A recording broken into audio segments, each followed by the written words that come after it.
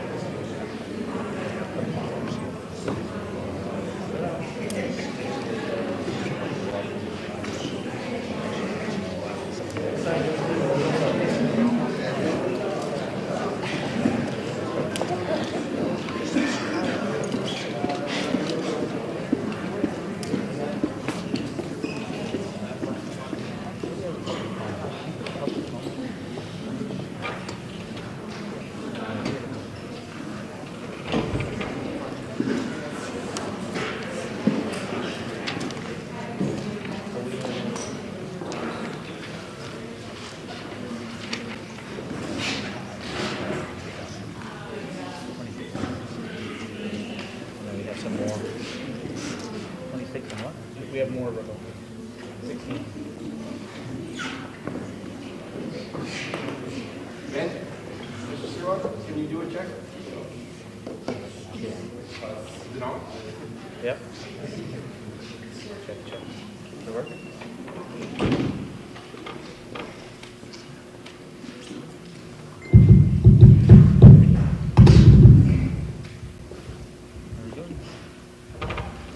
Welcome to the 904th meeting of the Board of Directors of MSAD number 27. Roll call, please. Keith Jandro. Here. Isabel Lozier. Here. Abby Pooler. Here. Toby Jandro. Here. Leroy McKenzie. Here. Gary Sibley. Here. Sarah Ashley. Here. Adjustments to the agenda. Chairman, we have one adjustment to the agenda under new business items for information. We're going to add a resignation of an educational technician one-on-one at FKES. I also want to acknowledge that this is the first meeting that we have our two student representatives. So everyone's going to be on their best behavior for our student reps. They're both juniors, Connor Pelletier and Sadie Pelletier. So welcome to our student representatives. Very good. We have a motion to add under new business A, items for information, resignation. Add in item 1, resignation of Ed Tech one-on-one at FKES. Abigail in motion. Second. Leroy. Very good. Discussion? Seeing none. All those in favor? Any opposed? None opposed?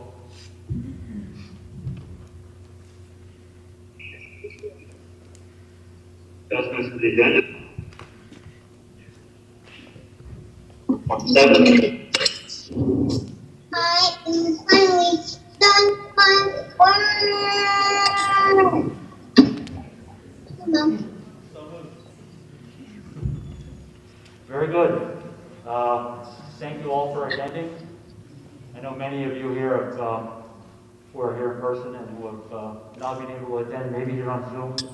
A lot of you have emailed the board. I appreciate hearing from both sides of the masking debate. We obviously need to take your advice into consideration anytime we make a decision that affects what happens in these school buildings. That's part of the reason why we're here today, obviously, to provide you a time to provide face-to-face interaction with the board and a chance to make your feelings heard and provide valuable information or ask questions. This is not a public forum where we're going to debate with the school board. You can ask questions directed to the board chair. The school board asks questions. You can direct questions to the speaker at that time during public comment via the chair. We have probably about 42 people signed up for public comment. So as you can see, it's probably going to take a while to get through the public comment period. Therefore, I'm going to right away establish a 3-minute period for each speaker to say their piece, and respectfully give the mic back to Mr. Sarawal while we move on to the next speaker. There are a few signatures on here that are illegible. If I go over you or if I pass by your name, it's because I cannot read your signature. I'm almost certain whatever on either side of the issue, there's going to be repetition. Let's try to avoid repetition. And if you don't get to say your piece, but you have a neighbor next to you that you know could carry on that conversation, which you may have gotten cut off from, I would suggest you work together in maybe getting your point across to the board. At this time, I think everybody is well aware of what the board's policy is or requirement is for wearing masks in this building and inside of SAD 27 facilities. This was not taken, the decision to do so was not taken lightly. And I think we did it out of the best interest of students and staff. So, out of respect for the board of SAD 27 and the communities I represent, I kindly ask you to please wear a mask. If you don't already have a mask, we have masks available by the entryway. With that being said, I'd like to go ahead and carry on with the public comment period. First person to sign up for public comment is our own superintendent, Mr. Ben Sherrill. Thank you, Mr. Chairman. I have 3 brief points to make. First 2 are in regards to our school reintegration. The third is in regards to public participation. First, it's no secret there's a great divide in this country, in this state, in this community, and in this very gym regarding a great deal of many things. But in an effort to celebrate something we have in common as superintendent of schools, I want to thank each and every one of you for advocating for what you believe is best for children and the children of this community. Although I wish we would have some way for us to come to common ground, at least we will know that all of our efforts are based on what we believe is best for students. The fact that so many of you are here tonight for that reason makes me proud to serve you all in the best interest of our children. Second, I want you all to know that I, along with other superintendents across the state, are advocating for changes to be made to the current required quarantine period for close contacts. This is by far the #1 most disruptive requirement of the entire procedures we are required to follow from the main CDC, and we believe we are making our voices heard for the sake of your children's education. Finally, on behalf of Chairman Chandro and the rest of the board, I'd like to encourage everyone to review the brochure that has been created for tonight's meeting regarding policy BEDH, public participation at board meetings. Just as a reminder, board meetings are meetings held in public, they're not public meetings. The board reserves time to hear the public during this time, and the participation comes with a set of guidelines. We ask that everyone take the time to review the guidelines and the policy handout. Thank you for being here.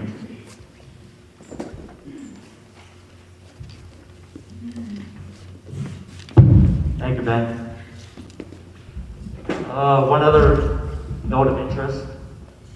I realize this is a heated issue, and some of us are at wit's end, but I just ask that we respect one another, try to watch our tone with one another. I realize some of us are fairly set in our ways, and we feel passionate about this issue. But in the end, we're here to serve the same purpose, and I would ask that you refrain from any profanity, as has been witnessed at previous meetings. We have children that may or may not be viewing these meetings from home. And I would ask out of respect to those folks and the rest of yourselves, out of respect to each other, please respect one another. Our next speaker is Ms. Kelly Michaud. If you could just stand and I'll bring the mic to you.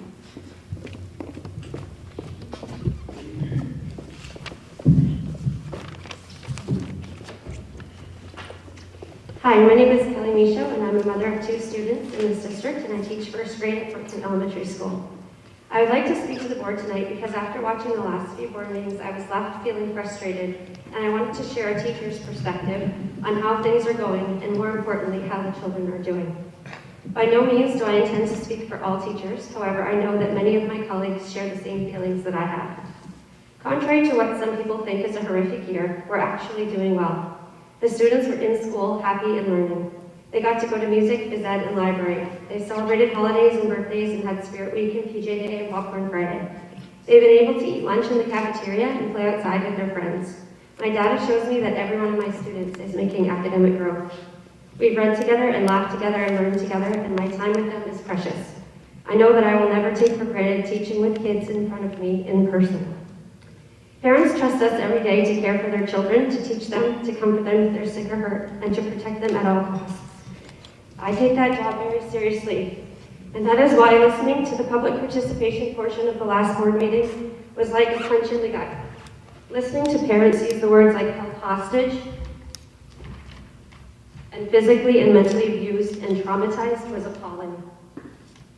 I can tell you with 100% certainty that if a child were being traumatized, myself and my colleagues would be the first people speaking up for them. Please trust me when I say that our children are okay. On the second day of school, I showed my class a picture of a traffic light. I explained that COVID is just like that traffic light. And right now the light is red, so we need to stop the germs from spreading around by wearing masks and washing our hands more and spreading out. I have never had children crying or asking why they have to wear a mask. I rarely have to give reminders to put their mask back over their nose or put it back on after lunch or recess. It has not changed the way that I teach or the way that they learn. Last week, the social studies lesson for our curriculum was called Principles of Democracy. One of the principles was the common good, and it was explained like this. In communities, we should think about what is best for others. What is best for everyone is the common good. This is the exact thing we are trying to practice in our communities right now to fight COVID. Masking is for the common good. If this is a lesson that 6-year-olds can understand and abide by, I think we all can. Another topic of discussion at the last meeting was rights. The question that came to my mind was, where do one person's rights stop and another's rights begin? I teach 14 little ones who don't always remember to cover their mouth and nose when they cough and sneeze. Their preferred method of wiping their nose is their sleep. And they're still learning how and when to wash their hands. So in an environment like that, during a time of high community spread, having multiple children unmasked in my classroom is violating my rights to a safe work environment and violating the rights of the children whose parents wish to keep them safe while in school. The way that I see it is if you don't want your child to wear a mask at school and the school requires masking, you have the right to not send your child to school and school them at home. But you do not have the right to endanger the health and safety of others. Thank you, Ms. Michaud.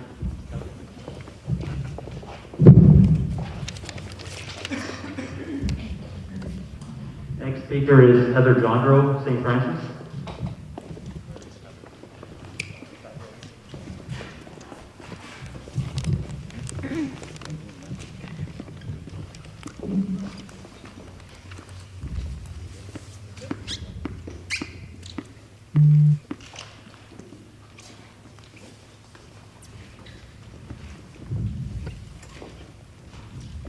I first want to start off by saying that right now I am one of those mothers being homeschooling my children, and it was a very tough decision to make because of the masks. And it was primarily because of the masks. There was really no other reason for me to keep my kids home besides them wearing a mask for 7 hours a day, inhaling their own germs. I have a quick question, and I guess I don't know if I can say this or not, but I'm going to try. I had questions for our medical professionals that are here with us tonight, and I also have questions for our superintendent. I'm going to start with a question for the superintendent because I feel in my heart it's the deepest and most important question that I can ask as a parent right now. Can you please give us insight as to how much money MSAD 27 has received from the ESSER fund and what the requirements are in order to receive those funds?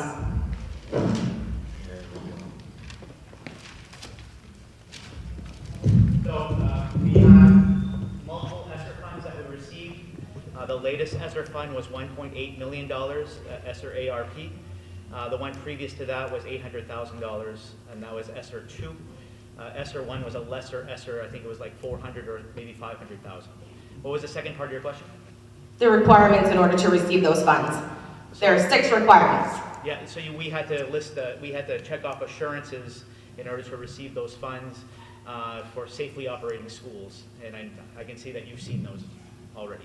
And in order to receive those funds, if masking doesn't happen, you don't receive those funds, correct? If I did not check off the assurance on the application, I could not submit the application. Okay, so this is a tough question for us, guys. Is money more important than our children's health? I'm sorry, I understand that we have an outbreak right now. However, those kids wearing those masks 5 days a week, 7 hours a day, is harming them also. My next question was for the health officials that are here. How many times a day are you actually supposed to change your masks? What's the recommendation in a hospital setting?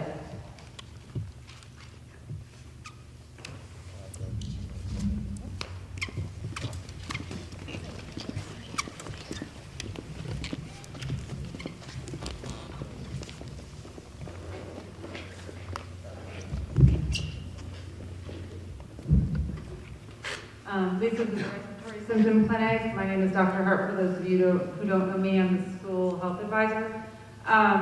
The answer is it depends, which is, so I'll have to be more elaborate, okay?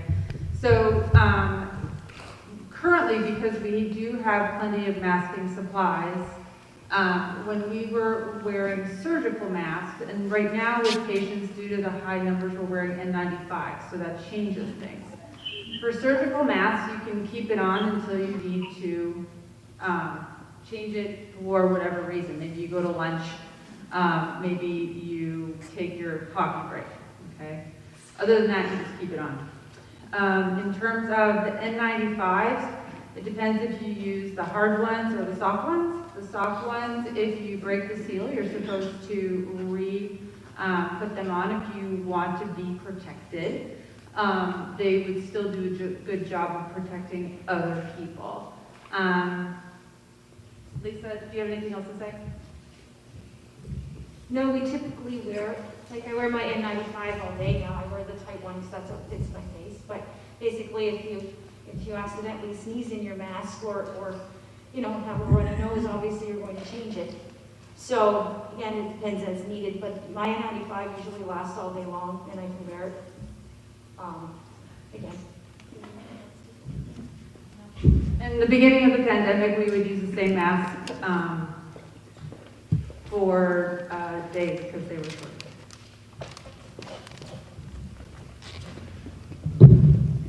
Does that answer your question, Ms. Jondro? Partially. Thank you.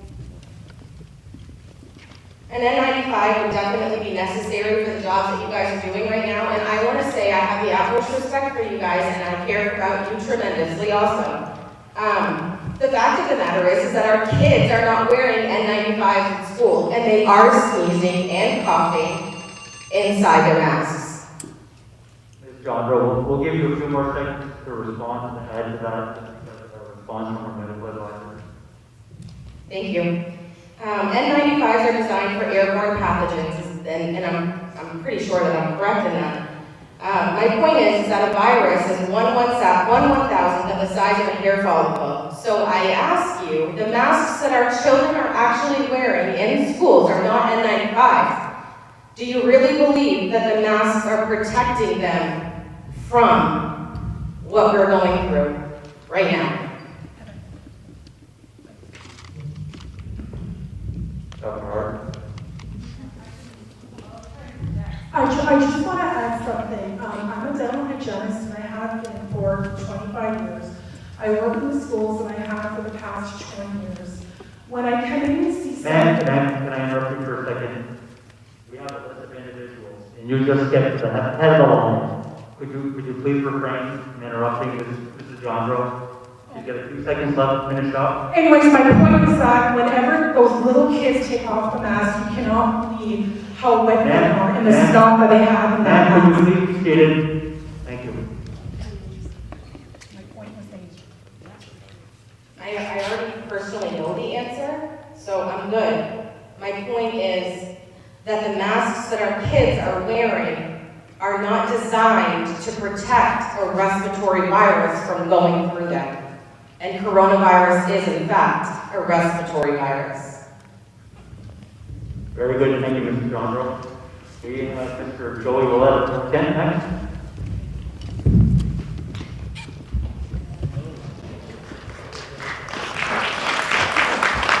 Hello.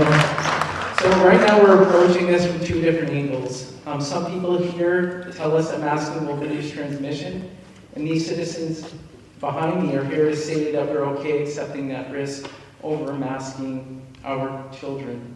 They simply want to be able to decide for themselves. A lot of the parents have read the email from Dr. Hart sent to the school board citing an article published by the Proceedings of the National Academy of Sciences of the United States of America. It states overall direct evidence of efficacy of mask use is supportive but inconclusive. Since there are no random controlled trials, only one observational trials, and unclear evidence from other respiratory illnesses, we will need to look at a wider body of evidence. There are many important issues that need to be addressed. The study also states that there is a need to understand how masks can be used throughout the day, both children at school and adults. We have citizens of this community who have taken that information and stepped back to assess how it is impacting them and their children.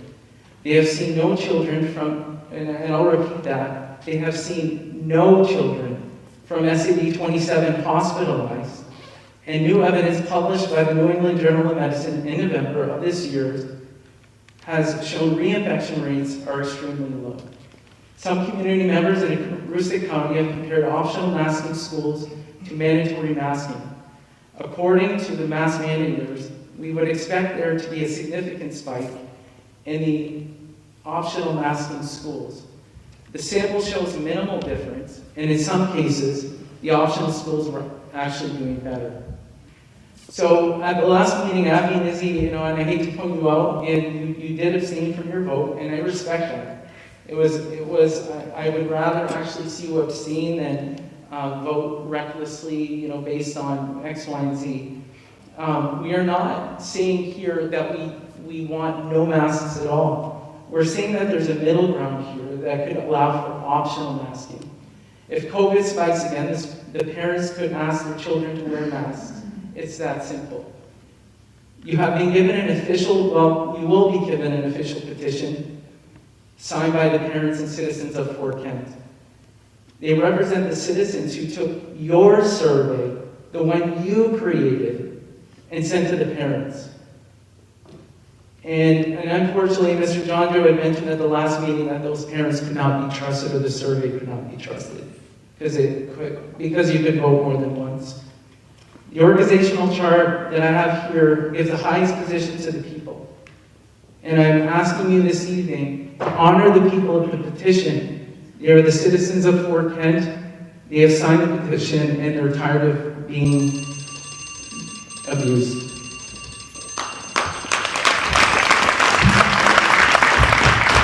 Thank you for your time.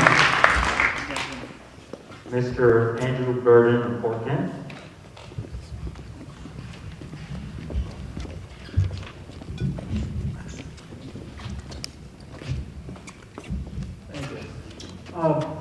Just want to start off by saying that the folks who are against the mask policy, they could be right. The masks might not be. Excuse me, Mr. Burden. Yes. Just quick point of order. You're here to address the board. Okay. So please, sorry, take the board. They Thank you. could be right. They could be right. Thank you. Give them their due. Despite studies that show, for the majority, that masking does help prevent the spread from across the community. However, what we want to look at and to kind of take the emotion out of it a little bit is a way of making this decision. And what I have here is an example of an Eisenhower matrix, which President Eisenhower would use in making decisions when he was in office, and which some people may have seen examples with the Stephen Covey book, The 7 Habits of Highly Successful People. What it shows is that we have two possibilities, that masks work or that they don't work. Or that we keep the mask policy or we end the mask policy. So what is going to happen in those cases? So if masks don't work and we keep the mask policy, things remain the way they are. The status quo of dealing with this pandemic, it's obnoxious and nobody likes it. If we end the mask policy and masks don't work, we get the status quo. It's still an obnoxious system that we're having to deal with, and we're having to face the outcome of this pandemic. Or if we keep the mask policy and masks work, we get the status quo with the possibility of improvement, because it's obvious that that masks, that the usage of masks is spotty across the community and within the schools. But finally, if we end the mask policy and masks do work, then we're going to have more time dealing with the pandemic. We're going to be dealing with more pain, more suffering, and higher costs. The only decision that results in anything that is worse than what we have now is to end the mask policy. All right? And I don't know of any other way to look at it as unemotionally as possible, but that's what it is. Thank you. Thank you for your time. Mr. Jacob Michaud, under new business, Town of Fort Kent.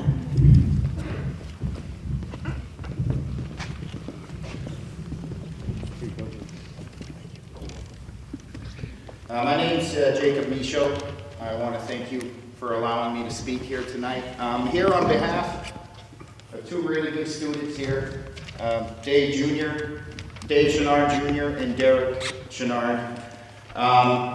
They ran a petition through the school to have the kids say whether they wanted optional or mandatory. The kids weren't pressured. They could sign it whether they wanted to or not. The totals are 134 optional and 7 mandatory. I'd just like to hand this to you guys so you can see yourselves. I am going to repeat something, Abby and Isabel.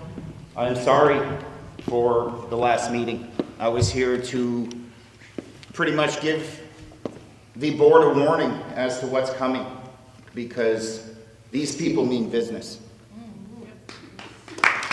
That's all it was. I do want to say that there was some comments from some people in the community online that you don't deserve your seats because you didn't vote. You deserve your seats because you abstained from voting. Because I was not here to offer proof. I was merely here to offer a warning. And I want to applaud both of you. You did the right thing, and you deserve your seats, and I hope you keep them. Thank you.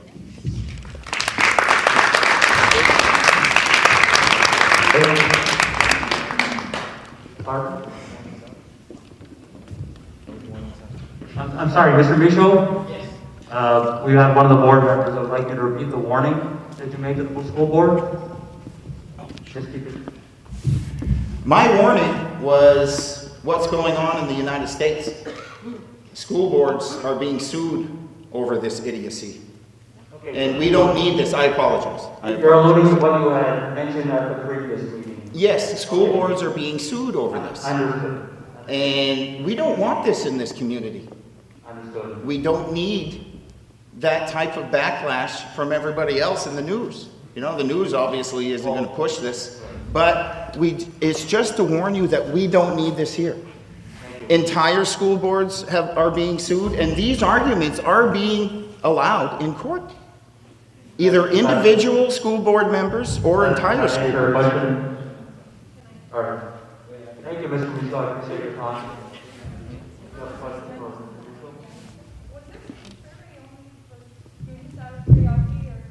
It was just for students in this building, in the high school, yes. They were given the option to vote yes for... Two of the papers were put in stores for general.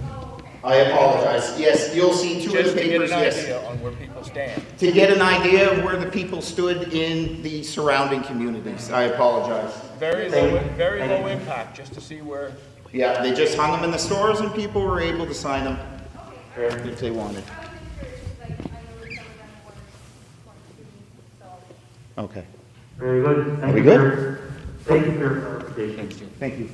The next name on the list at apologize.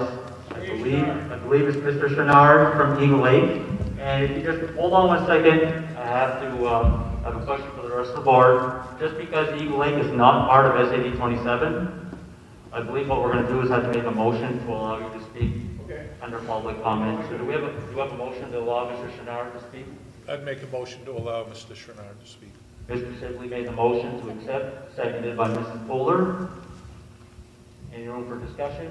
Keith, may I suggest that if we're going to let folks from outside of town speak, we do a blanket motion so we don't have to waste any more time? Noted. Very good. So are you amending the motion? Well, only Gary can amend the motion. I can't amend the motion.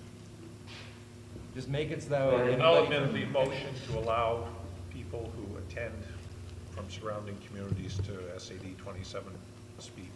Very good. Do we have a second to that motion? Mr. Sibley's motion, seconded by Mrs. Fuller.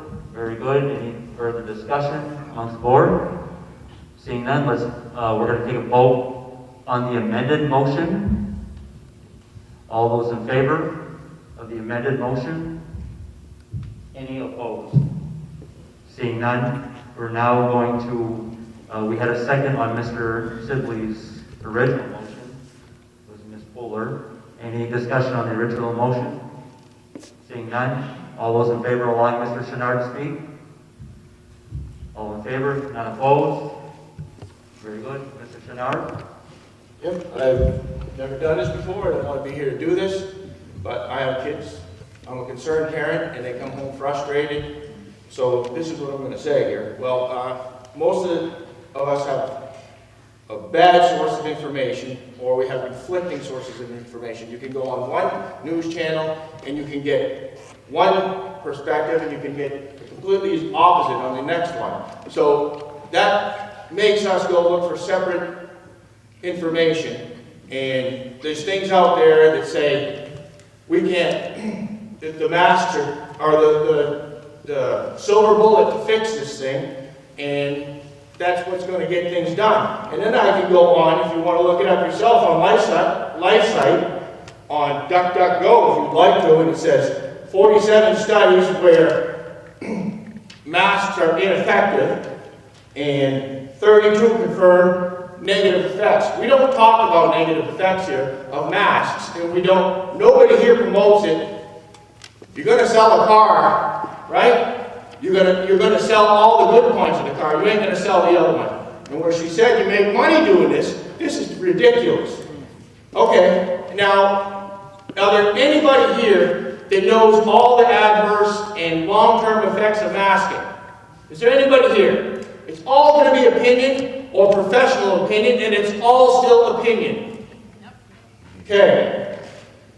And why can you have sporting events all over the countryside with no masking, shoulder to shoulder, eating each other's hot dogs and drinking out of each other's drinks, and they can do that, and our kids can't have the choice.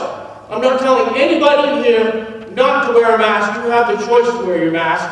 You have the choice to do anything you like to do, because this is America, right? And we have the right to tell our kids, and if something happens to our kids in 10 years from now, at least it was free will. They had the choice to make that. And the burden of proof is on you. If you put somebody in a position where you're going to pin them down and tell them what they got to do, or put them in jail, or so on and so forth, the burden of proof, not opinion, not speculation, proof. Show us the proof. And I will be the first one to stand up for masks if you can show me proof. End of story. Thank you. Thank you, Mr. Chenard. We'll hear the loud and clear. Next up, we have Tanya Bazin, Town of Fort Kent. I'm going to yield my time to the next speaker. Yes. Noted. Next speaker, we have Deanna Perry, Fort Kent. I yield my time to the next speaker. Next speaker, we have Mrs. Patty Michaud, Fort Kent. I yield my time to Rebecca Overton.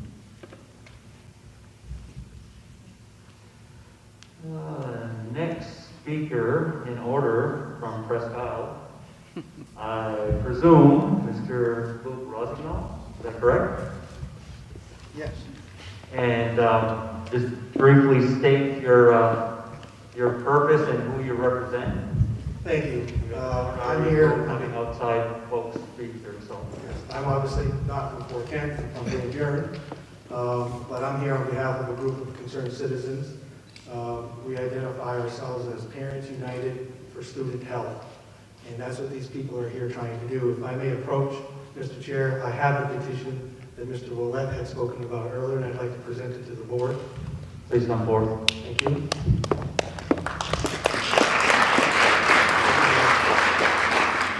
The first thing I want to say is to thank the board. I think those of us who do what I do know this is not easy. We know you're volunteering your time. We know you're trying to serve your community, and that's important. And I know from the people in my group that I represent, they respect that. We know this is not easy. I just want to highlight the parts of the petition that we think are important. First being, these are people who stood up and are willing not just to go on some social media or whatever, they're willing to put their name, number, and address down to stand up for what they believe. The petition that you have before you, Mr. Chair and members of this board, is really very simple. Put the power, leave the power regarding the children in your school where it belongs. They are parents. There's no one here trying to force anybody to do anything. All they're trying to do is have autonomy over the decisions regarding their children. And so I do think this is very important. I think the gentleman who spoke about lawsuits is on track. These things are happening. When the lawyer shows up, everybody thinks everybody wants a lawsuit. We're here to try to avoid that. We just want this board to make a decision that allows masks to be optional so that the most important people, the people who matter, can choose what to do with their children. And with that, I'll leave my time because there's much more important people here than me. Thank you, Mr. Rossignol.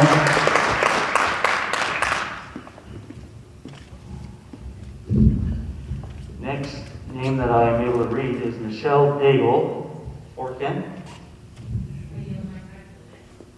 Very good. Ms. Rebecca Overton, Fort Kent.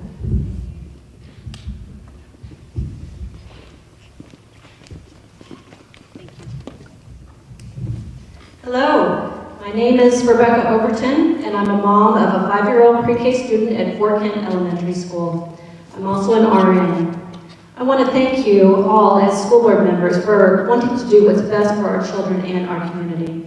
I also want to say that the way COVID is being handled is inhumane and not health promoting. It's not right to emphasize masking, social distancing, and experimental vaccination as the only means to combat a virus without ever mentioning health promotion as a way to naturally boost our immune systems. It's not right to test healthy children for an illness, especially when that test is known to give false positives. It's not right to keep healthy children home in quarantine. It's not right to keep healthy children out of school, period. It's not right to mandate masks, especially when we now have evidence in our community that they do not work. It's not right to hold experimental vaccine clinics in a non-medical facility.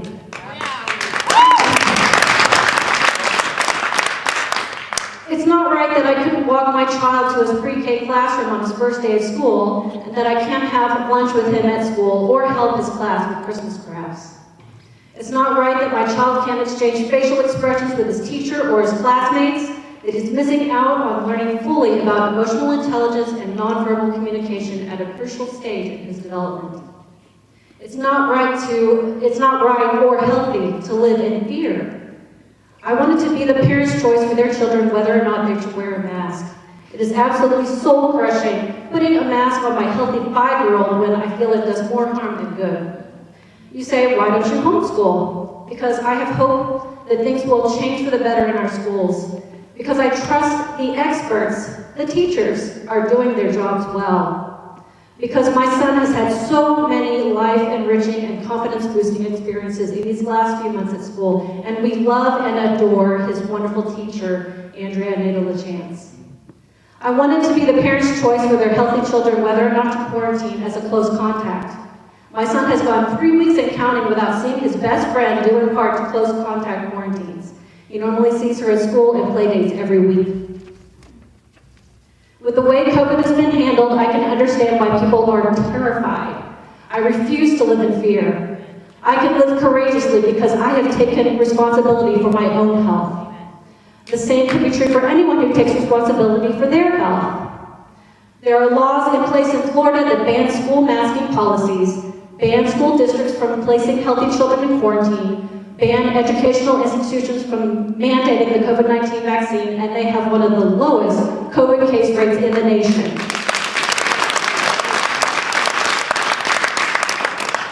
I'd also like to emphasize that there have been no hospitalizations due to COVID in the school district, and no child in Maine has died of COVID.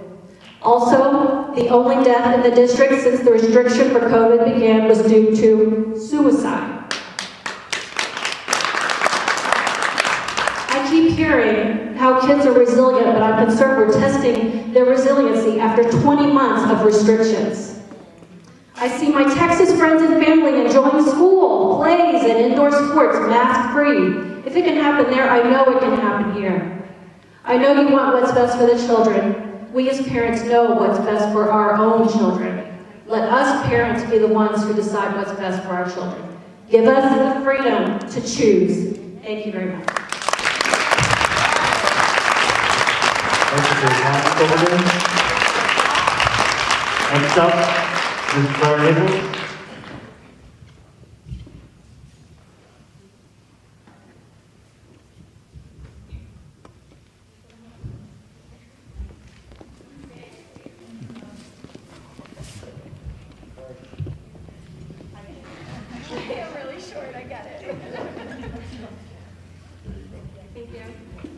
Okay, so most of you all know me, my role in this community. I'm an educator, I'm a mom of students in this district. I am no longer a district employee, so I'm here as a parent with the perspective of an educator. This is my 12th year teaching and my 14th year, as of yesterday, as a mother. I have experience in both fields. It's hard, because I look around today and I see my friends on both sides of this line that has been drawn in the sand. And I respect and love people on both sides. But as a mom, I usually watch board meetings from the comfort of my couch until tonight. I'm here willingly wearing a mask because the superintendent of our schools asked me to. I wear a mask at work daily because I've been asked to. Wearing a mask to me isn't about what others think it is. Wearing a mask to me is about decency and respect for people who have weakened immune systems. I wear a mask because my dad is ill, and I'm friends with parents whose children have fought hard to conquer cancer, but may get taken out by an illness such as this. Now, I understand social media has changed our world and how we communicate. And though social media, I have seen the community members literally say that kids who have conquered cancer are not their children's problem. I'm really confused. I'm confused because the thing that matters to me is other safety and well-being. That's how I raise my kids, and that's how I teach my classes. When I watched the last board meeting, one of my children asked me why board members were not wearing masks when they were asking the children to. They asked me why board members weren't willing to stop the spread of something that could kill their grandfather. He didn't pick this illness. I'm not here to disrespect anyone. I'm just asking you all to think long and hard what it is you're standing for. Because I've been in situations where it was important to either stand up for people who can't stand up for themselves, and I will do that till the day I die. But education is an extremely fickle field right now. You guys are looking at educators that are on the brink. I can tell you that because I'm an educator. Never in my years have I questioned whether or not I can sustain this. And this is the first year that I say I cannot. And it's not because of masks, it's not because of COVID, it's not because of quarantining, it's because of the negativity that we are receiving on the end. It's seriously a slippery slope. I understand education is way different than any other field because people pay taxes to pay for our salary. And so I've been told, you pay taxes, I pay taxes so I can tell you what to teach. I won't stand for that. All of our teachers are phenomenal, and I'm grateful for every single educator in this district. If you've ever taught a day in your life, teaching from home doesn't count. Trust me, I've done both. Please reach out to your child's teacher directly, out of support and respect of their perspective. Then, fight the fight how you see fit, but understand that losing more teachers in this culture isn't the answer. We need every single educator we have. Talk to them, have conversations. Thank you for That's your all I time. ask.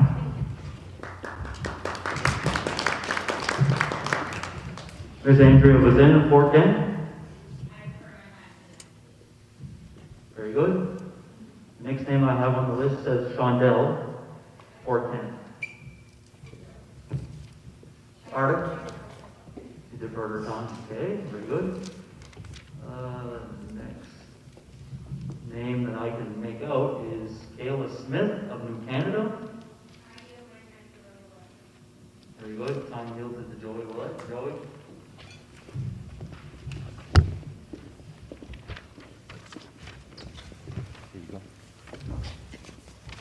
Can you hear me? All right.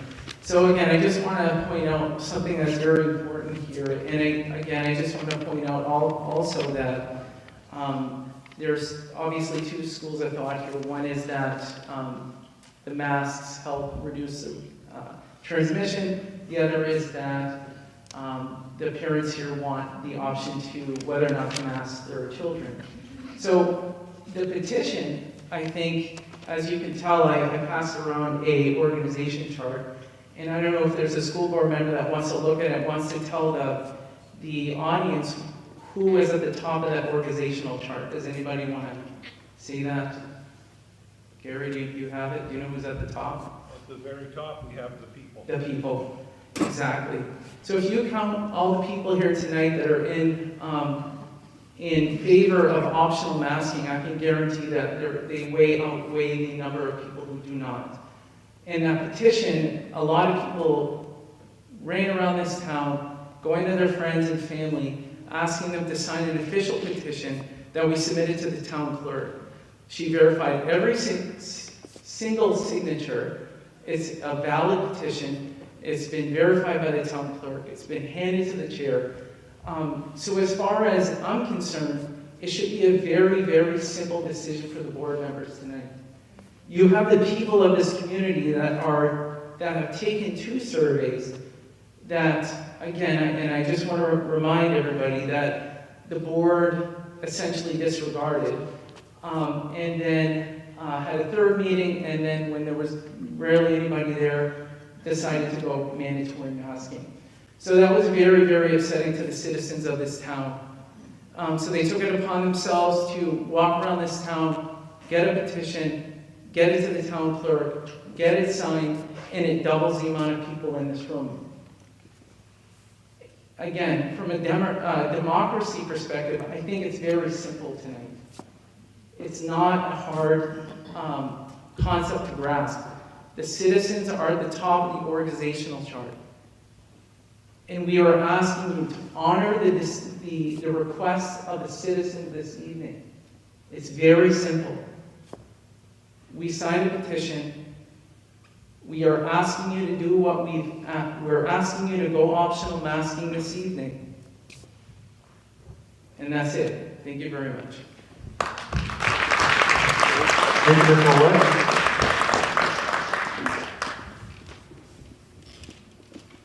McKenna Daigle, 410. Time yielded to Mr. Willett. I'm done speaking. Very good. Move on to the next speaker. Or McKenna Daigle, would you care to resume your slot in the rotation? No? Okay, very good. Lindsay Daigle, 410. Very good. Dr. Lisa Eno, 410. Time yielded. Michael C. Albert, 410.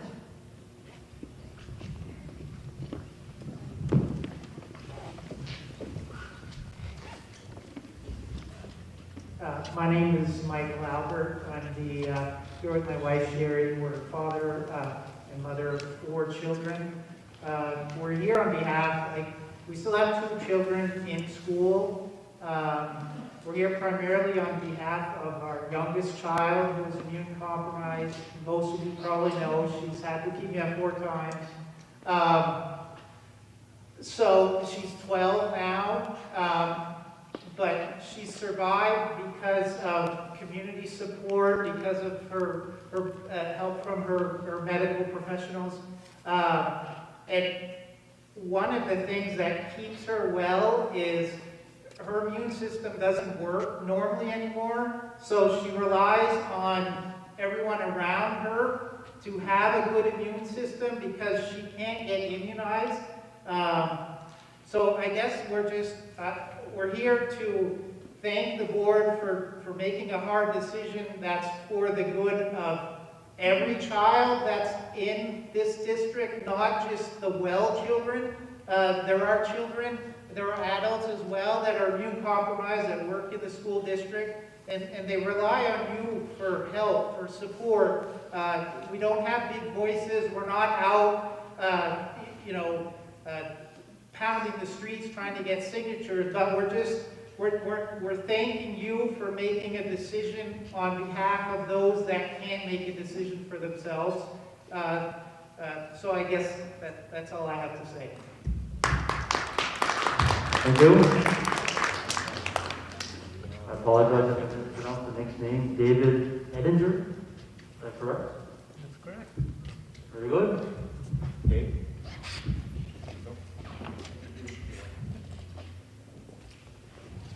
I didn't come with anything prepared. I'm an ER physician at Northern Maine Medical Center. I was asked to speak by the other doctors. Just to let the community know what we're experiencing at the hospital, because I know that when you're not in it, you don't really have a good feel for what's going on. And at this point, we are reasonably overwhelmed at the hospital with COVID cases. We are seeing numbers that we have not seen at any time during the pandemic. In the beginning, when there was mandatory social distancing and masking, people were apart and the numbers were a lot lower. Once the CDC removed the mandate, people stopped wearing their masks, many, and the numbers just escalated. And my point here, I mean, other than the fact that we're overwhelmed, people that have problems that are not COVID-related are not receiving the care they should be receiving because of all the time that's being spent on all these other patients. And, of course, we're seeing all the COVID patients. But the other point I want to make, and we're being given numbers by some of the folks about how no children have been hospitalized. Well, first of all, we have seen a lot of kids with COVID, but you're right. Children overall do not become sick, but they become a significant vector for the vulnerable adults and the older adults that become sick with COVID. So we have seen that. We have seen many children become ill and get their grandparents ill, and unfortunately, it's the vulnerable population that becomes sick, requires hospitalization, and in unfortunate circumstances, they pass away. So, you know, what I'd like the community know is that the hospital is really stressed right now, and it's affecting the working community. All the doctors are stressed.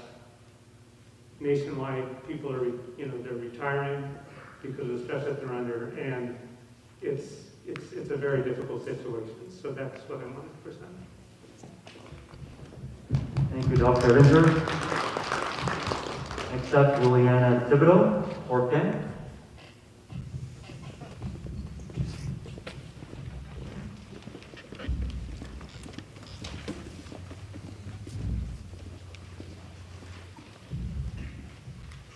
Hello, I'd like to say that I'm grateful we can gather here today with respect and patience and understanding. I like to believe we are all here with love for these children, that there aren't any ill intention of political gain or pockets being filled financially, which we just learned. I personally don't have children in this school. I am blessed to be a homeschool mom, but I see that this matters to my community that I call home, so it's important to me. Before my husband and I had children, we wanted to be healthier. We knew that it would be vital because my body would be carrying, birthing, and sustaining our children. So health is important to us, and it should be for all of us, especially parents. If we're not trying to be better than yesterday, what are we doing today? When we heard about COVID in 2020, health health became our priority. So we made sure to intake fruits, vegetables, get good sleep, keep hydrated, because water is essential for life. Have physical activity, being outside. My children play outside 2 to 5 hours a day. I'm sharing this because recently my household contracted COVID, and we beat it in 2 days. We had very mild symptoms for 2 days. My son had a fever of 100 degrees, and he rested on the couch for the afternoon, but he was soon jumping on that couch the next day. My daughter literally sneezed it away. My baby, who's soon to be 2 years old, just wanted extra cuddles with his 100-degree fever, but that didn't stop him from his daily task of making a mess. I'm sharing this because I was in awe with how amazing their systems beat this virus, because we made sure to support their systems and boost their immunity. And that's what's so disheartening here, is that there hasn't been, well, you often hear the catchphrase and the feel-good sentences that this is in health's name, but there hasn't been any real mention of health at all. There could be pop-up vaccine clinics, but there's no pop-up multivitamin clinics or vitamin C boosts, no vitamin D supplements, no iron, no zinc, nothing is mentioned. No tests are done to see if they are deficient in nutrients. No letters are sent home to make sure that children are staying hydrated with water. No mandates for extended recess time. Do you know how vital physical activity is with this virus? Or how much power is in fresh air? Breathing fresh air literally boosts the immune system to destroy bacteria and viruses. It allows for the oxygen to travel adequately throughout the body. Fresh air allows for the lungs and the body to cleanse itself of viruses. But here, you're mandating that their respiratory system be blocked for up to 8 hours a day. That's why these parents are here, not because they're anti-maskers, but simply because they need the freedom to choose. They need real help for their children. And above all, they need faith to be given that our good Lord gave these children to them. He believes they have the authority to choose how their children are raised, how they are parented. Our Lord believes they are more than capable in deciding what's best for their children. Thank you, Mrs. Nadeau, for your time. We have extra time. Very good. We have other people on the list as well. That power should have never been taken. It should have always remained in their hands. You're elected. You're hired to work for them, to do your diligence to be sure that these children are given real help. I'd like to share this thought with you. You have decided essentially to take health away from children, because it's been known, and I've experienced it for myself. Children are not in harm's way from this virus, but their health is being taken because of a hypothesis that it will keep the elders and others healthy. When in our society have we taken health from children to protect other people? It's wrong. If you can't without a doubt say these masks are safe short-term and long-term, if you can't without a doubt say they are effective in stopping anything, if you can't without a doubt say there are no short-term mental health risks or long-term mental health risks, and if you can't without a doubt say there are no short-term learning disabilities or long-term learning disabilities, then you have no base for truth and need to stop passing this ball around and end this mask mandate this evening. These parents don't want you to ban masks altogether because they aren't anti-maskers. They are simply needing the authority that should have never been taken from them. There is a beautiful light from the Lord in each of these children. And the longer you keep these mask mandates on their face, this cloth covering their face, you're dimming their light. And it will keep getting dimmer every single day you keep this mandate. It's time to end this mandate tonight. Thank you.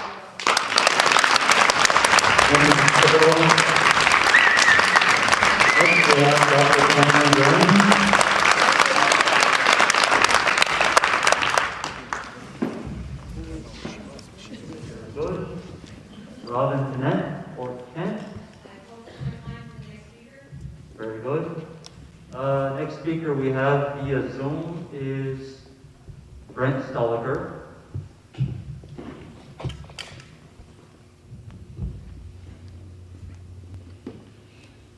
Brent Stoliker, would you like to speak in public participation?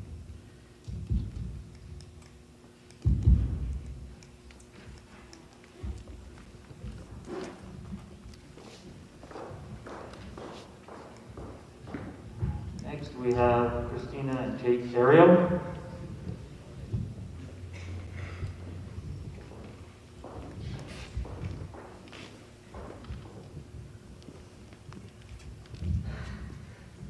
Jake and Christina, are you there? Peter, they're on the, oh, they're on the screen, they're not in the audience.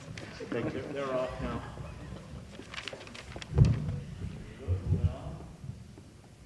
Moving on, Eric Saucier.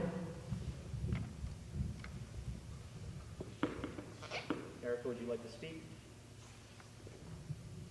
You'd have to unmute her, Ben, I think. Okay.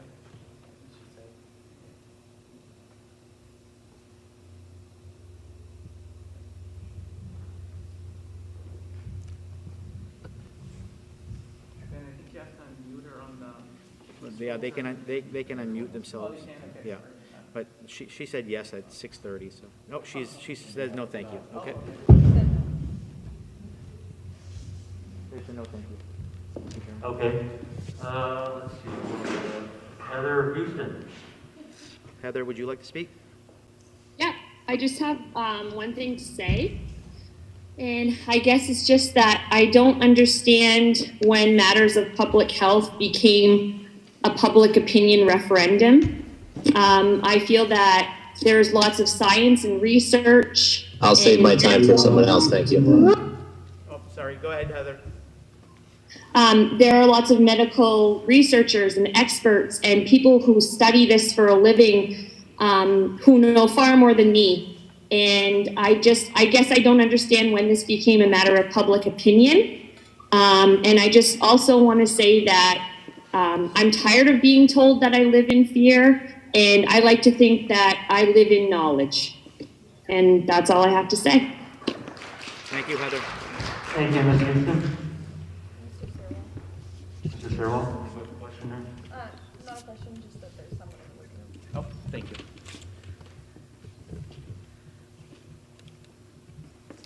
Who's next on your list? Next on the list, I believe, Carrie Siegel. Is that correct?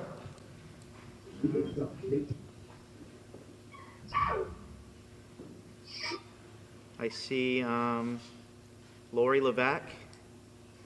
Lori, would you like to speak? Public comment? No, I'm just here to watch. Okay, thank you. I have Keith Panett. Keith Panett. Keith, would you like to speak? Ben, I think you have to unmute him. He can unmute himself. Oh, okay.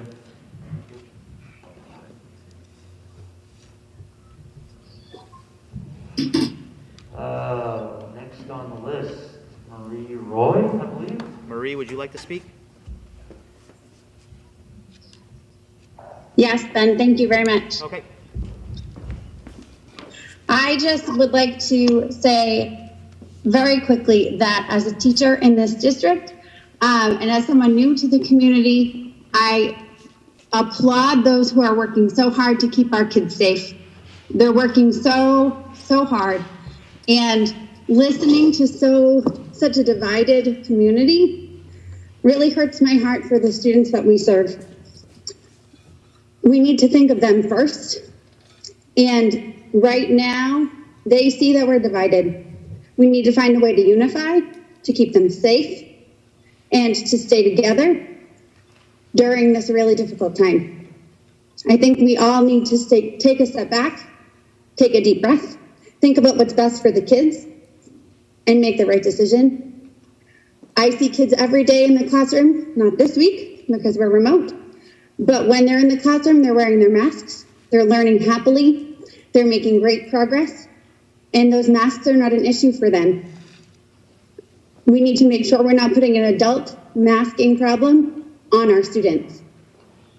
They don't have a problem with the masks. It's helping to keep them safe, and it's helping to keep them in school. So we need to make sure that we're putting their needs first and doing what's best for them because they can't advocate for themselves. Thanks for letting me speak. Thank you, Marie. Thank you. Mr. Ned Rupert Mason, is that correct? Ned, would you like to speak, or Patricia? Yes, thank you. So Thank you for giving me the opportunity to speak. We are the parents of 2 children in Fort Kent Elementary School.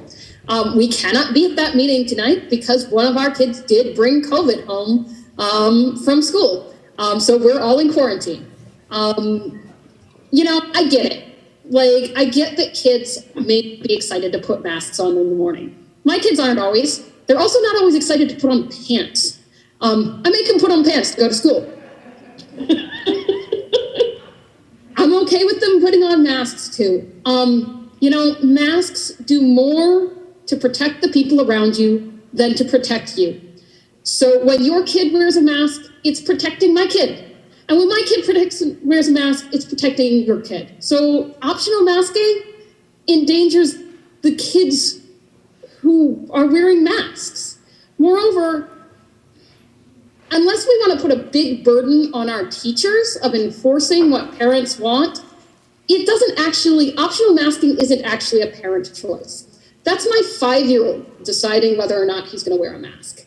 I know, I would love to think that my kids do exactly what I tell them to do when they leave the house. I know it's not so. I know what's going to happen if he has the choice about whether or not to wear a mask. And, you know, it is also true, as has been mentioned, that kids mostly don't get too sick, which is wonderful. But every one of us got sick when my son brought it home. Kids absolutely spread it, and it was a near miss on infecting my parents, who might have ended up back adding to the burden at the hospitals.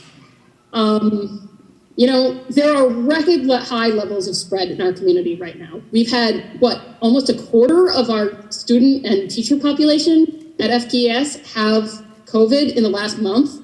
Like, there will be a time for us to end masking, but this isn't it. My kids just want to be in school, and the masks help keep kids safe, and they help reduce the quarantine requirements, keeping kids in school. Our current policy drops masks when community transmission drops, and that's appropriate. I look forward to the day when we don't all have to wear masks, but when we have the highest levels of transmission we have ever had is not the time to do it. And I'd like to add a couple of points to that, and I'm speaking both as a concerned parent and also as a professional. I teach chemistry, environmental science, and biology at the university. I'm actually teaching from home right now because I am in isolation because one of my kids brought COVID home. The reality is that masks cut, when everybody wears them in a group, it cuts the transmission rate of COVID by about half, possibly more. Right now, we're in a public health emergency up here with the community spread reaching in excess of 130 cases per 10,000. That is putting a number of older people in the hospital. The reality is we got to get the community spread down. Keeping kids in masks in confined areas, that is going to decrease the amount of transmission in the community. That's going to help keep our elders and our grandparents and our loved ones healthy and alive. Thank you. Thank you. Thank you, guys. Any additional folks that would like to speak on our Zoom meeting? Is there anybody else on Zoom that would like to speak?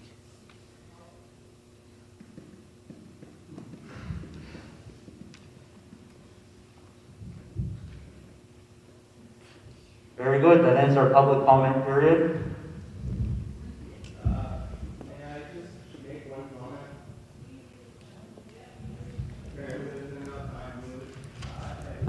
I'm sorry. Could you please identify yourself and your town you reside in? Hello, Jacob Robby, and I have one child in high school, and I don't want to repeat a whole lot of things, but everyone's acting as though the elementary school was some sort of great mask success. You all been masking our kids and the school's closed. It didn't work. So, I'm nothing special, but last year's teachers voted my kid special. He's on the citizenship plaque out there. I might not have been a good kid when I was younger, but I've turned out to be a pretty good parent. And I don't think there's one of you sitting up there that can tell me how to raise my kid better than I'm doing. think we need to listen to the citizens. When we sit on council and people approach us with a petition, you have a responsibility to listen to that petition. A lot of this is hearsay and speculation and feelings, and we can't.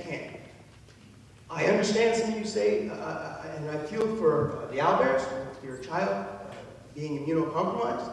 I get it, my father is as well. And he's worked in a lot of houses where people preaching this masking, and they're over his shoulder spitting on him. So I don't buy it all. I do about, well, these are my work boots. I do roughly 26,000 steps a day in these work boots. And when I'm asked to wear a mask on a job, one, I don't touch it once it's on my face. So it drops below my nose and it's really not working because my hands are dirty. And I'm not changing gloves to change a mask, to change gloves to change a mask. I clean toilets. Okay? I've seen a germ or two. I know a thing or two. Wash your hands. Wash your hands. Don't touch your face. We went to a clinic for a neurology appointment because I kind of got screwed up at the Northern Maine Medical Center, but that's another story.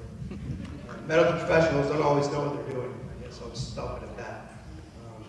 Listen to the petition, listen to the people. If not, there's an election coming up, you will vote. Thank you, Mr. Roosevelt.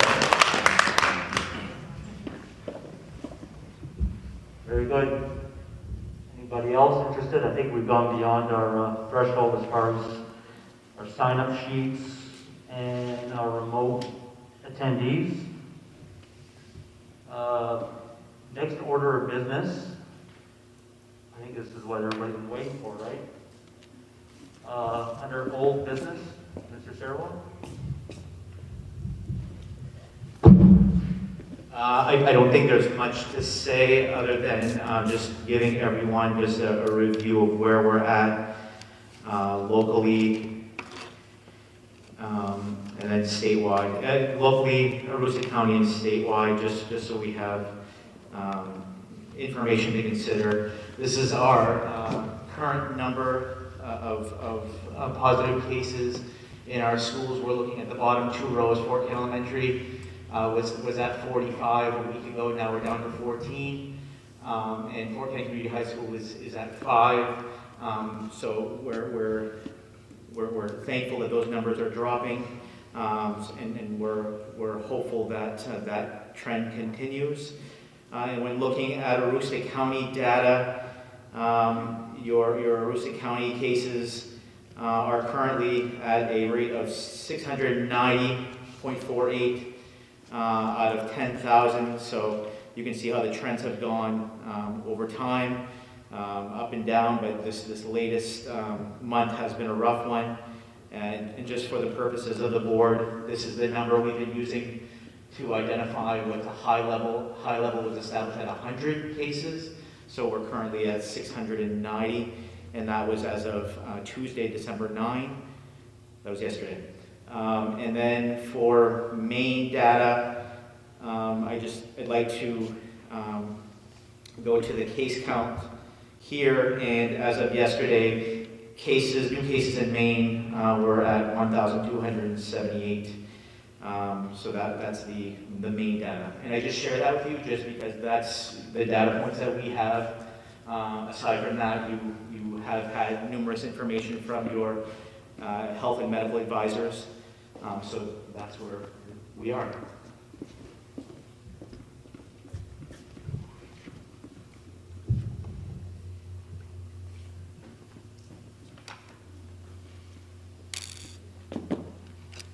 Sibley, do you have anything you'd like to add? Well, I'd like to make a motion to make masking optional at SAD 27 schools. Mr. Sibley has made a motion to make optional masking within SAD 27 schools. Do we have a second? I second that. Seconded by Mr. McKenzie.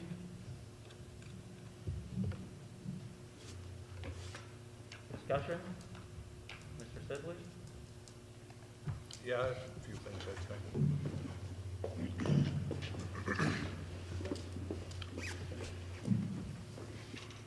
One of the things that,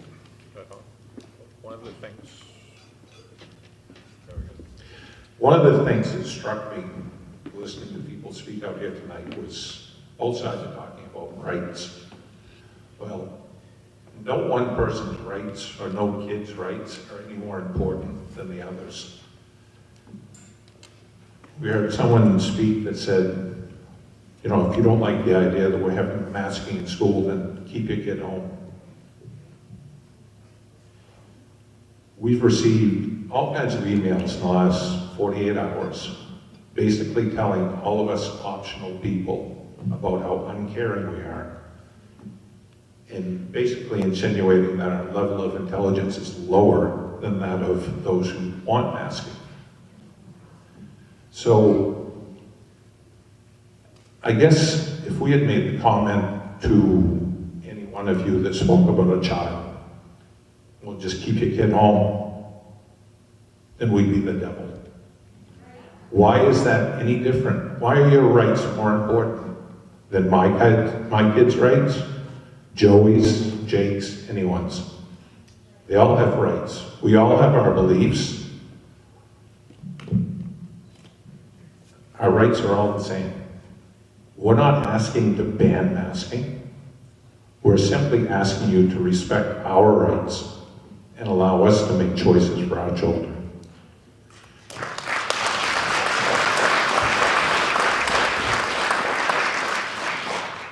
There are so many unknowns out there associated with COVID on both sides. There's no conclusive evidence on any of it. It's too new. Long-term effects, as you heard Mr. Schmar talk about, or Ms. Overton, or any of them. We don't know what they are. Why do we have to have things forced upon our children if we do not want them to wear a mask? All we're asking for is equal rights, fair rights.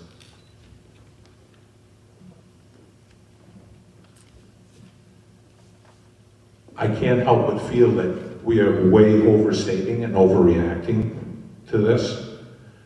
I mean, we have pool testing, we have masks. We were basically not 100% promised, but we were pretty much promised if we had those, that we would still stay in school. We had to go remote last week because once we got our pool testing back, all of a sudden we find out that I think at least one classroom, all but 2 of the kids had COVID. But they didn't know that until we got the pool testing back. So how detrimental is it to our school? If we don't have symptoms, then, you know, this has got to come to an end at some point. So all we're asking for is to give us the right to send our kids to school as we see fit. If you want to wear a mask, you wear a mask. If you want to get vaccinated, get vaccinated. There's evidence of both ways that suggest we both could be right. So respect our rights until we have some conclusive evidence that says otherwise. Let us make our own choices. Thank you.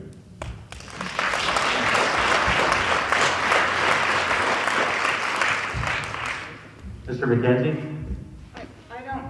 I don't really have anything to say. I think that it's clear we all want what's best for our children and all of the children. I think we just differ on what that best is. I'm anxious for the day that we can pull back on some of these safety precautions, but I personally don't feel that now is the time that we can do that.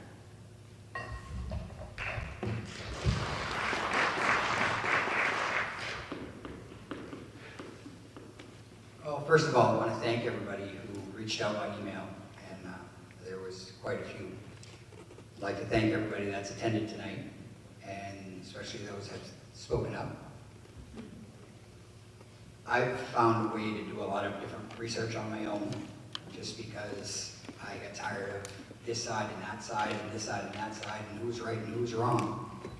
And one thing that I came across was that science is not the truth. Science is about finding the truth. And there is nothing conclusive about mask wearing. Nothing. I've heard from both sides, and I respect both sides. I also respect the rights that I have and my wife have to put a mask on our child if we so desire. I don't wear a mask. If my wife wants to wear a mask, that's her choice. If my wife wants my daughter to wear a mask, that's her choice. But when she's with me, she doesn't wear a mask. That's our choice. And I feel that as a board, we need to not take away that choice. We should be giving the choice to the parents to enable them to make that decision for their children. And that's what I have to say.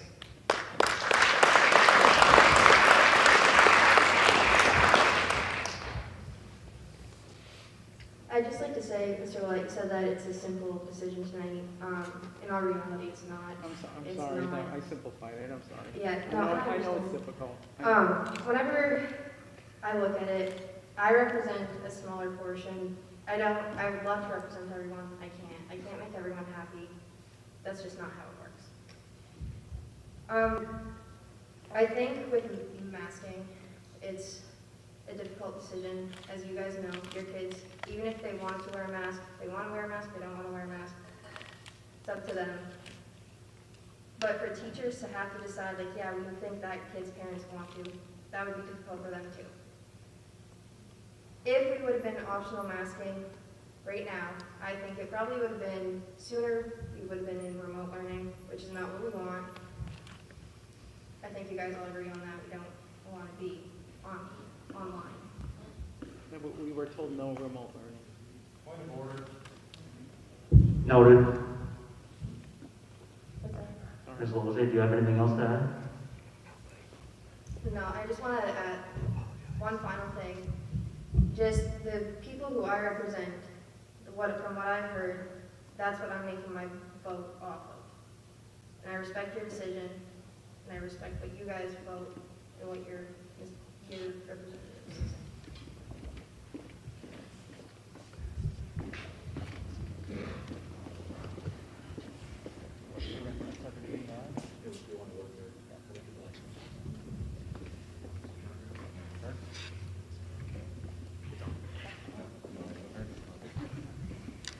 I was hoping, Keith, we would hear from our medical person before we went to vote. Are we going to hear from her after this, or?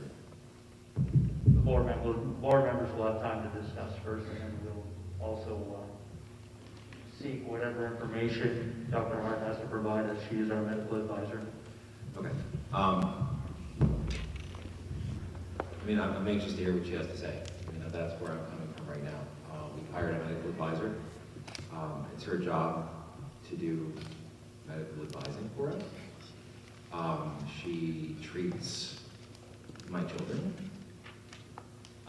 She's a member of this community, and she's a doctor. I'm inclined to defer to the recommendations of the people I would go to if I were to have a heart attack tonight. With all due respect, Joey, you've got a great brisket, but I'm not going to your house if I have chest pain.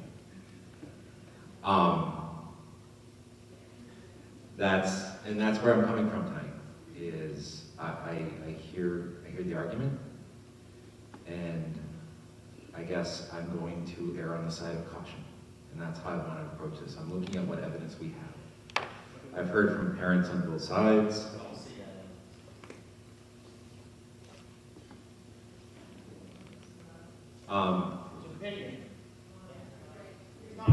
Excuse me, the time for public comment is over. Please respect the speaker at this time. And it seems as though the word that stands out in my mind today is threat. Threat. And that's the part that really worries me the most. It's not that I'm worried about being sued. They brought in their lawyer from Prescott. I'm not worried about being sued. I'm in court all the time. But I'm concerned that the first place you go when you're bumped up against something is to threaten. And that concerns me most of all. I moved here. 13 years ago. Because I remembered my town being a place where I would never be stuck. Or if I needed a hand, people would help me. And a lot of you have actually received my help. A lot of you have come to see me and I've helped you for nothing. A lot of you owe me money and I never sent you a bill. Okay? Because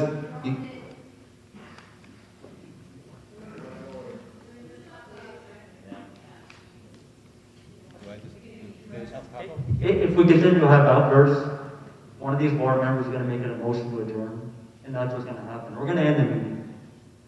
So we can either respect the person that's speaking currently, or we can end the meeting. So will we please continue?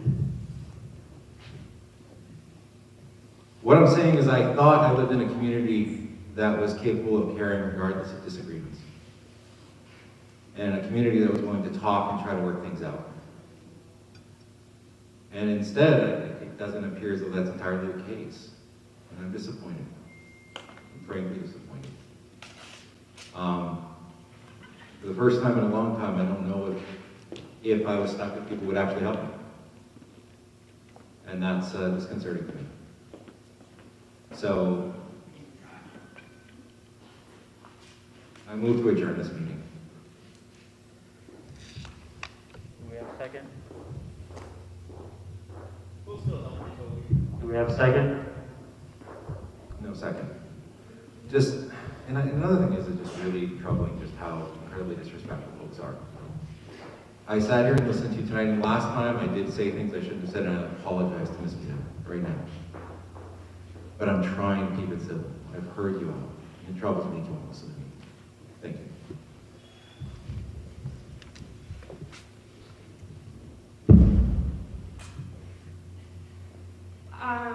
I guess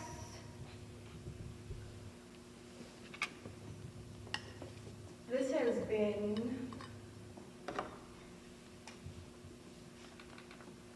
I guess one of the hardest decision I have ever had to make. To look at people I care about on both sides and tell them that I don't know. The only thing I really know is that I'm not going to,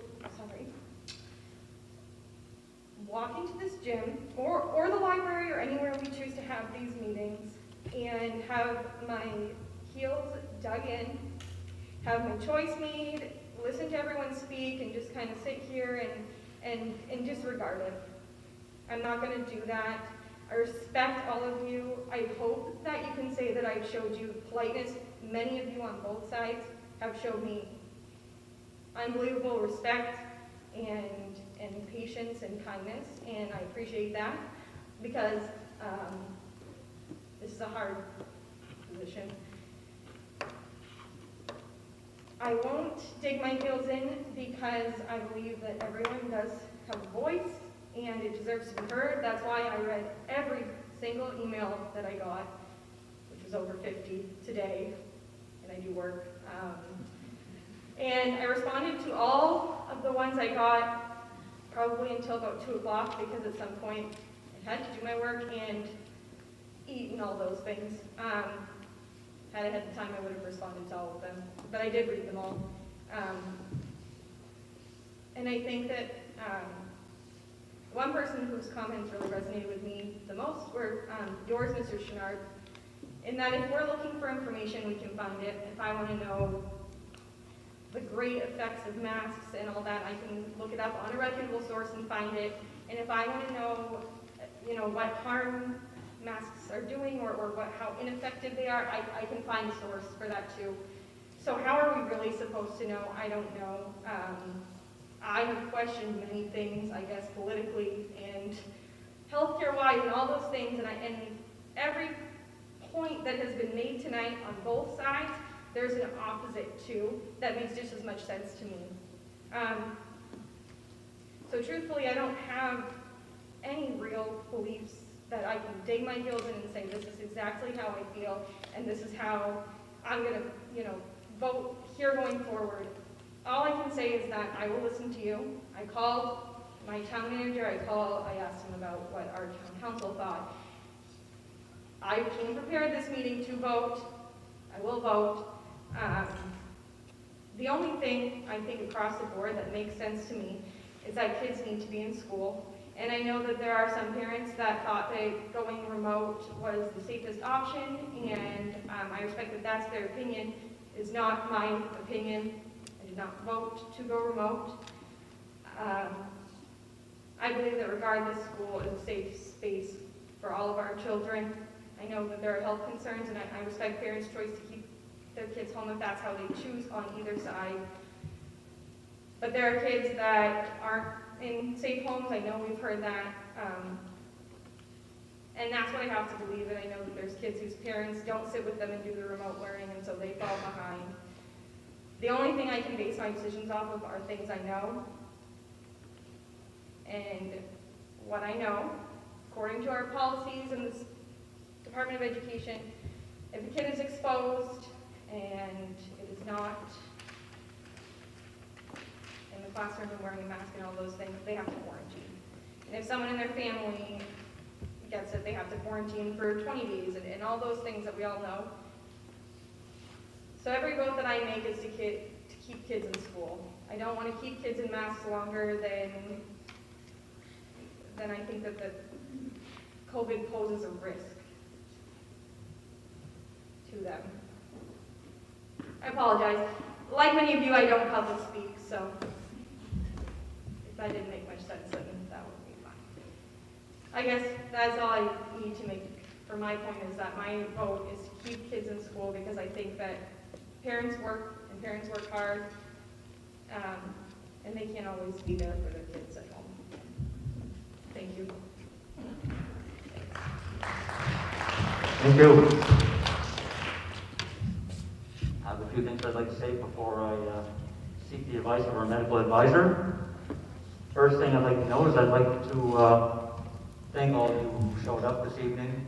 If I haven't already, thank you for your emails on both sides. I appreciate all of your input and your passion behind it.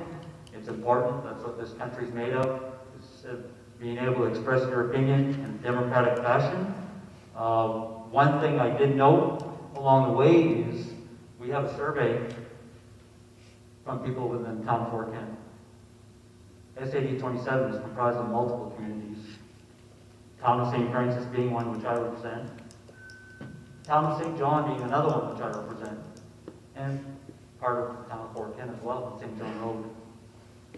We also have the town of Wallagrass and the town of New Canada, which are also members of this SAD 27. I have yet to see a petition from those communities. Some of this may that those communities weren't brought into this discussion. They did not petition our school board.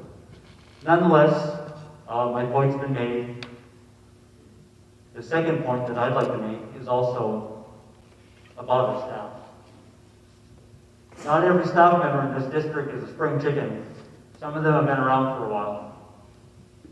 As you're all probably more than aware, we have a hard time recruiting new talent, be it a bus driver or a teacher.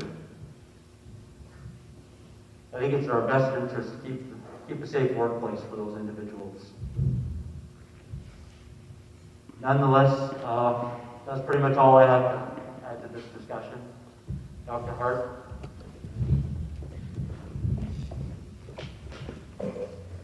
Thanks. I don't want to mess up my statistics, so I might have to sit in order to play with my laptop. So just so you know, there was probably at least 10 medical professionals that wanted to come speak, but we received feedback after last meeting that we took over a bit too much and were repetitive. So I asked people to kind of leave it to me, because since I'm the advisor, I get to present the entirety of our opinion rather than a little bit at a time in 3-minute blocks. So for masking, Joey referenced an email that I had sent with a link to some evidence. That was an older email. The more recent email has a link to multiple studies, and I'll just tell you what they say briefly. During July through August, when Delta was the predominant strain circulating in the U.S., they did a study in Arizona showing school outbreaks associated with masking policies, and outbreaks there were 3.5 times more likely in schools without mask mandates. In Massachusetts, they did a study on 70 schools with over 33,000 students and found that masking reduced the attack rate for other students by a 6 times decrease, so 6-fold decrease in spread. The American Academy of Pediatrics lists evidence for masking and says that this newer evidence conclusively decreases the transmission of COVID in schools. And for that reason, they continue to recommend that schools have, in areas that there's substantial or high transmission, that universal indoor masking for every child and staff member 2 years and up. And the American Academy of Pediatrics, I don't know if anyone knows a lot of pediatricians, they're the sweetest, kindest, least worst paid medical professionals that have trouble paying back their student loans for medical school. They go out of their way to help children and have them as their first priority, and took very seriously the possible harms that masking could have. And they looked at the social emotional aspect, they looked at the language development aspect, and they looked at carbon dioxide levels and oxygen levels, and concluded that masks do not do serious harm to children. Whereas COVID, contrary to what was said earlier, there have been 2 children deaths in the state of Maine from COVID. There are currently 7 new hospitalizations of children across the state, and 3 are in the ICU.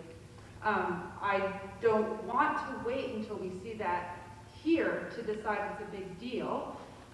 It is low numbers. We might let COVID run rampant and have the kids be okay. But I had a call from Dr. Hagenbach, who's not in this community. He's a pediatric cardiologist in Eastern Maine who's seeing a lot more myocarditis patients as a result of COVID in his practice. And those are referred from around Eastern Maine to his area. I know of 2 teenagers who have long COVID symptoms. One is about 8 months after his COVID infection, and the other is about nearly 12 months after his, and still has chest pain and can't walk very far. So it's not just about death rate or hospitalization, because you're right, the numbers are low. There's a significant amount of teenagers who will have long COVID symptoms for months with decreased exercise tolerance and decreased ability to think, process, learn, and function. It's less for the littles, but it's still there. We have a 6-year-old in our practice who's still quite fatigued after 5 weeks after COVID. So those are the direct effects to kids, because that's a lot of the discussion. The other part of the discussion, public health-wise, I can tell you at least what we see locally. And one of our ER docs did speak to the high volumes we're seeing at the hospital. What I can say is initially, because masking isn't perfect, it will not 100% decrease COVID transmission. Obviously, we've seen that.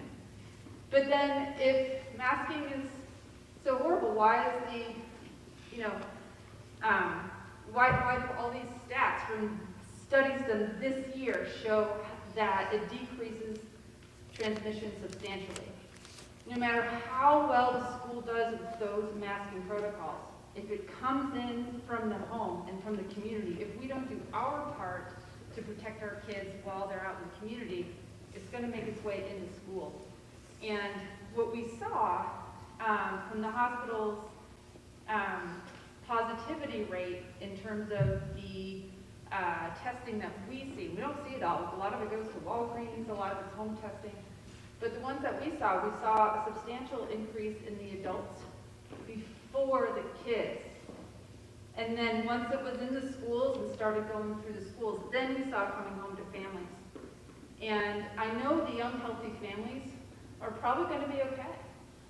And those that have the means and the resources to take their vitamins and exercise and have great, healthy meals great.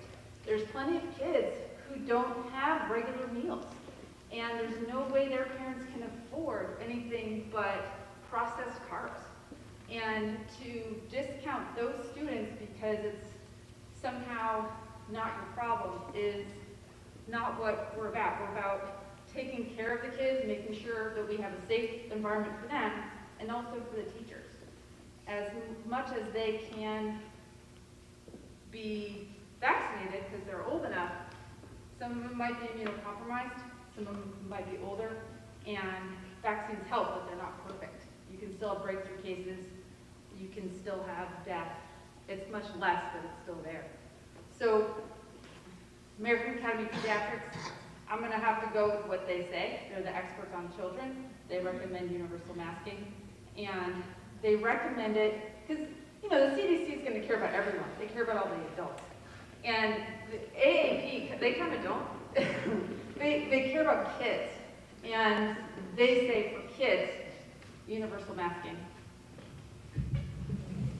Excuse me, can I have one comment to respond to that? Just one comment to respond to that, please. I'm sorry, sir. If I open up to you, I have to open up to everybody, Zoom, the whole world. What exactly? I'm sorry, Mr. Chenard. She didn't go to the other side. You had your opportunity. Now it's our opportunity to listen to our medical advisors. Thank you. I would make a motion to, I'd make a motion to allow Mr. Chenard to comment. I'll second it.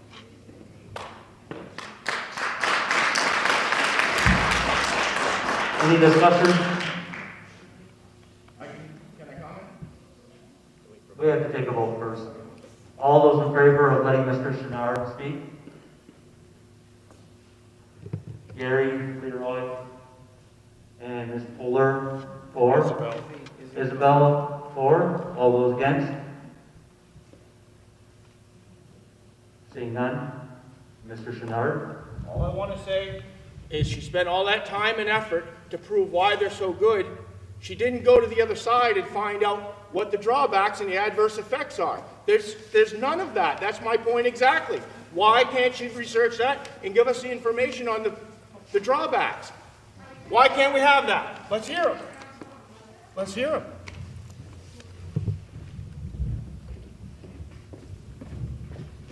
Irritated face, nose, dizziness, it's just terrible. All right, hold on. I gotta get some stats for you. I have them in my head.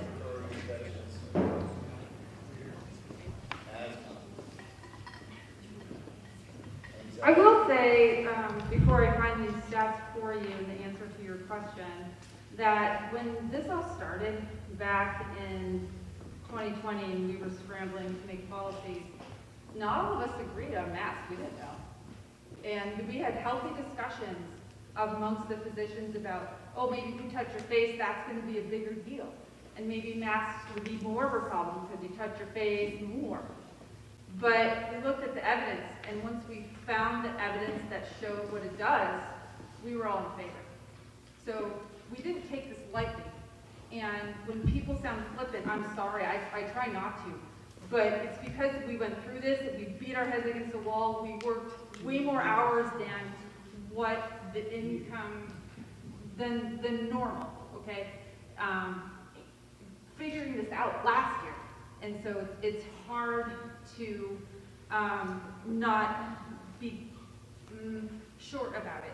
We don't mean to, but that's probably why. So, what I want to know is why it wasn't presented. Why wasn't that presented? You sold the good parts of the car, okay. You didn't sell the bad part. I hear you. I was trying to get to the point, but I'm happy to talk about it. So, I don't have the...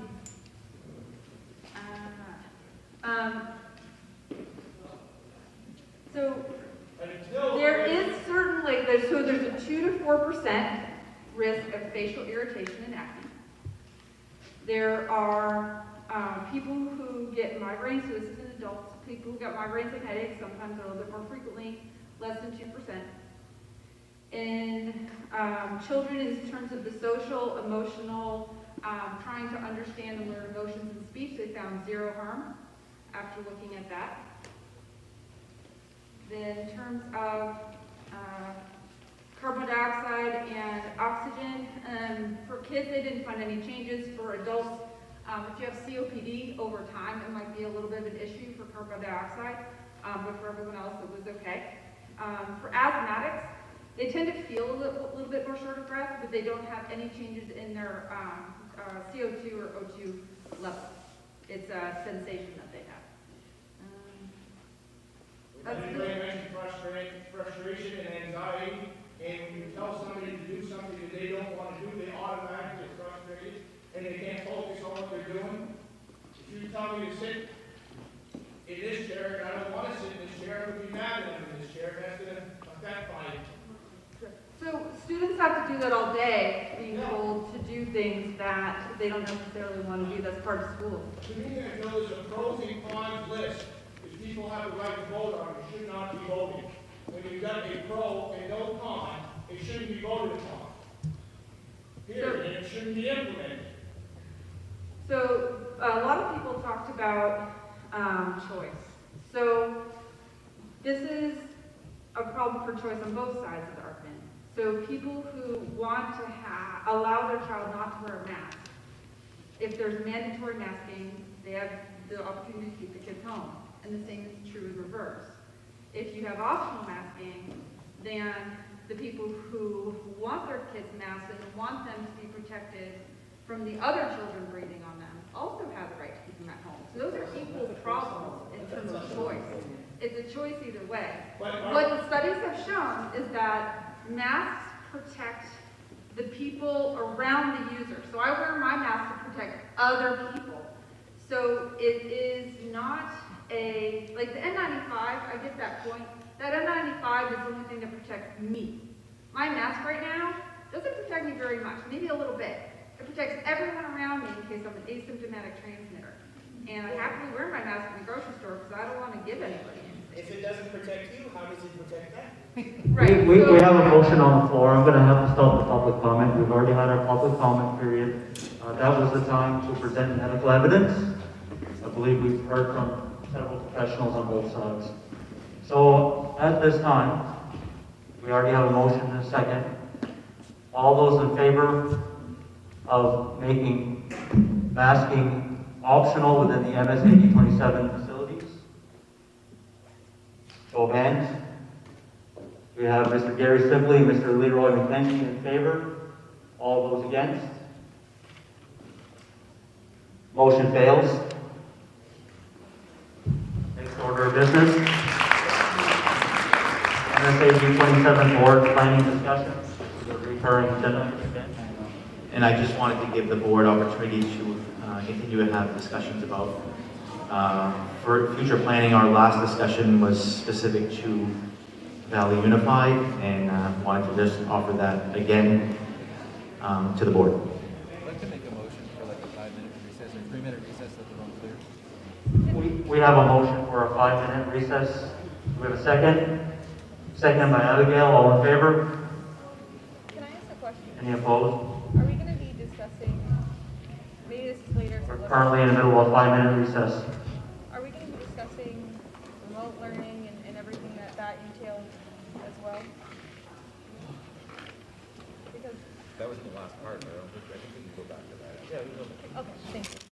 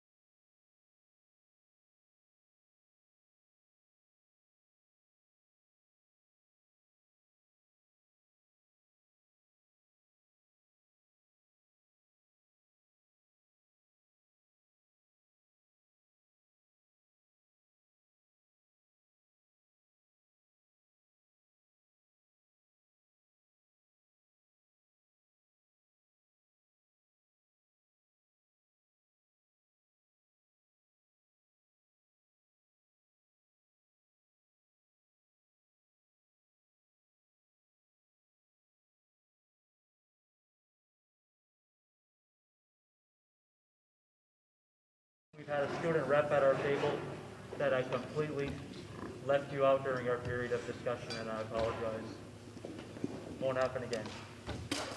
I told them, given the amount of attention, they were okay to just watch and observe tonight, so I think they were good with that. Next up, board planning discussion. I do believe that Abby wanted to continue a couple more questions with the school reintegration plan. I had a couple parents reach out to me about things that I guess I wasn't aware of. I wasn't aware that when we went remote that children were still able to come to school and remote learn with EdTech. I know that that was something that was in practice last year. And I do see all the benefits of it, but I feel like if school was unsafe for others' children to be in, I don't know that it was safe for teachers' children to be here as well. I had other people raise concerns, you know, all parents were faced with having to find childcare or grandparents or whoever to take their kids on during this remote learning week. Not that I think it's easy for teachers to do that, but I think when it's a week, I think that they should have to find childcare and such elsewhere, just like all our other parents, to be honest with you.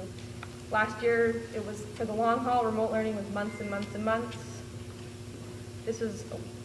So I guess that was just a concern that a lot of people had that I thought should be mentioned. So, one thing that we had discussed last year was the fact that this was a benefit that the employer was offering their employees. Our fear is always that, and we talked about that, and I know I went in Mr. Nadeau's office and Mr. Anderson was there, and we outlined, you know, if we go remote, these are the things we're going to have to answer to, and that was one of those. But then we're faced with the fact that if our teachers don't have someone for their children, and they call in sick because they have no daycare or they take their EPL time, then there will be nobody for anyone's children. So it's kind of weighing what we have to do as an employer to ensure that our employees can continue to do their work. But I understand how citizens will be concerned with how that plays out as well. With regards to the health and safety, I mean, if you go see how those kids are spread out right now, I mean, they're socially distanced beyond socially distanced. They don't have the advantage of going to see their teachers. One thing that we said, we're not going to make it advantageous for our employees' children. So yes, we do have ed techs there monitoring, but we don't have one-on-one support. We don't have those children allowed to go in their teachers' classrooms to talk to their teachers. We're trying to treat it as if they're just at school doing their own remote plan, and it's an employee perk that we're offering so that we can keep school running. But I do understand the concern. It's a tough call.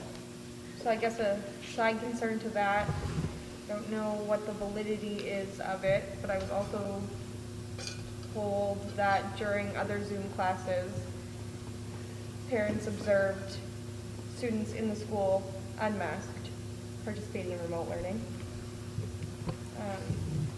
I've actually received that same complaint from 2 different parents. And another thing I've heard repeatedly is, if Fort Kent Elementary School is such a hotbed of COVID, why is anyone in the school, why isn't it being completely disinfected and cleaned? I mean, that was our protocol last year at the start of this whole thing. Peter, do you want to address the cleaning solution that we have at school? What we've done at the school, we ended up having a problem with the, basically, it's called the electrostatic sprayers that we were using to clean our buildings. We were allowed to be able to use them throughout all of the school year last year. And this year they've been holding us back because they're saying that you need to have a pesticide applicator license in order to be able to use any powered equipment to disinfect and spray any of the disinfectants down. What we've done in order to curb that is that we've actually, our custodial staff is using spray bottles, as you would speak like this, and also pump bottles that are sprayed, throughout the area to disinfect. We're using the same chemicals that we were using that are approved to affect the COVID virus today as we were last year. We spoke today about what did we do so different, in order to try to find that Fort Kent Elementary School numbers spiked, and there's really a few things that had happened, and that was probably one of my greatest concerns, was the fact that we could not use those sprayers, which was actually developing good coverage underneath everything. If you'd see one of these electrostatic sprayers work, you would actually see what the droplets do and how they cover everything with a very light mist. But through the state of Maine and through the offices of pesticide control, we cannot use it in a public building unless we're actually licensed. And the licensing process is a very long procedure in order to be able to have anybody in our district to be licensed. So we are mandated to have a person on our staff. It's a pesticide, is what they're calling it. It's just a way to be able to ensure different licensing and different procedures. And that's, I see it in your face, and I know you're upset, not as much as I am, because we can't use the equipment. Well, no, I was going to ask you what the difference would be with the high school here. Why aren't we seeing that is indeed the case, and what would be the difference here? I think we're seeing a lot of difference in the high school with the lower numbers here because we have a higher number of people that have had the opportunity to be vaccinated.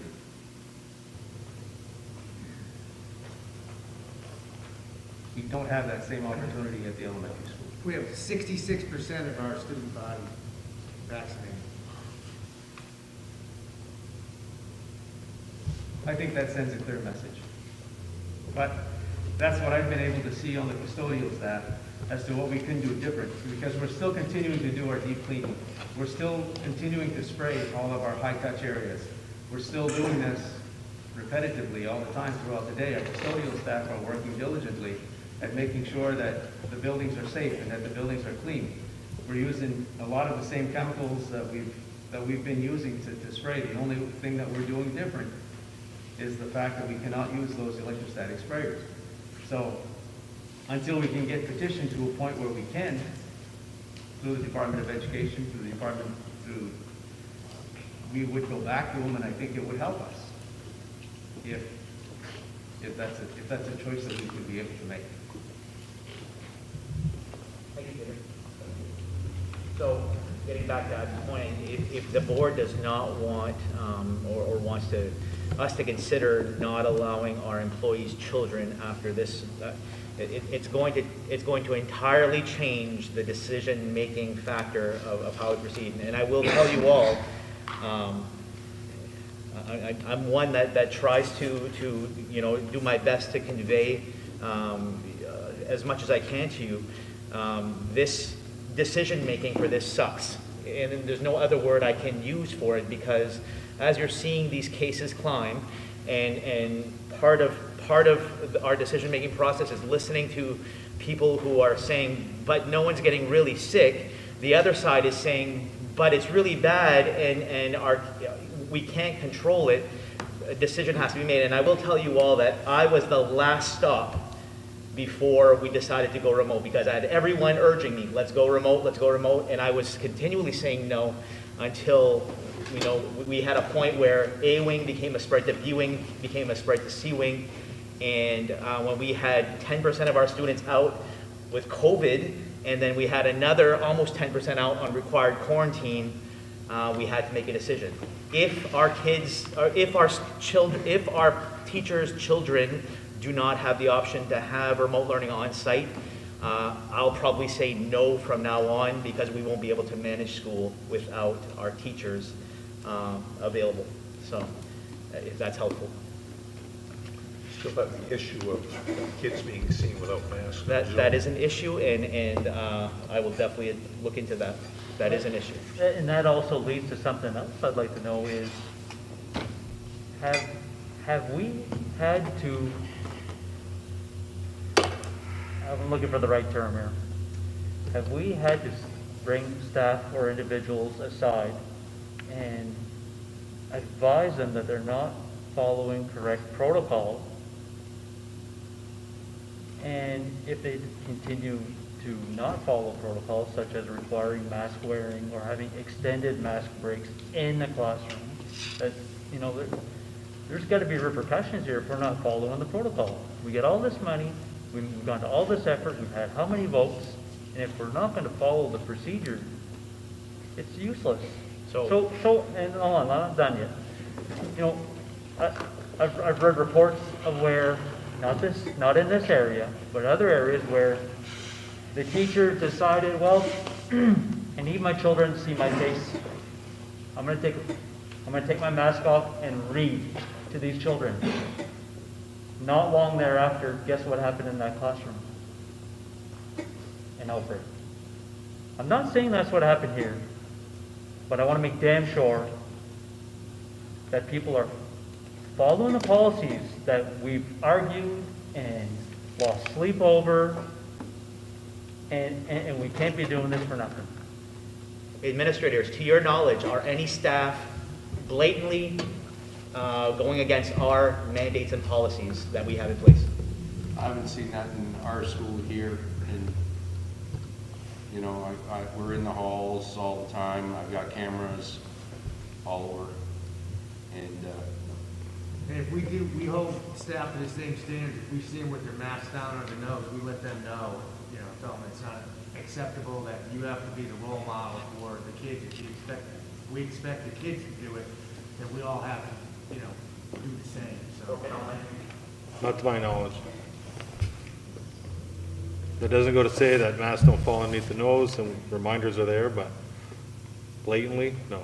So going back to the outbreak of the elementary school, do we have enough data to say, you know what, it started in this classroom, it started here, and I'm not looking to single anybody out. I just want to know, can we follow the data throughout the classroom, from one to the other, from one wing to the other? I'm just curious as to how we ended up as number one out of 577 schools for the most cases in the past 30 days.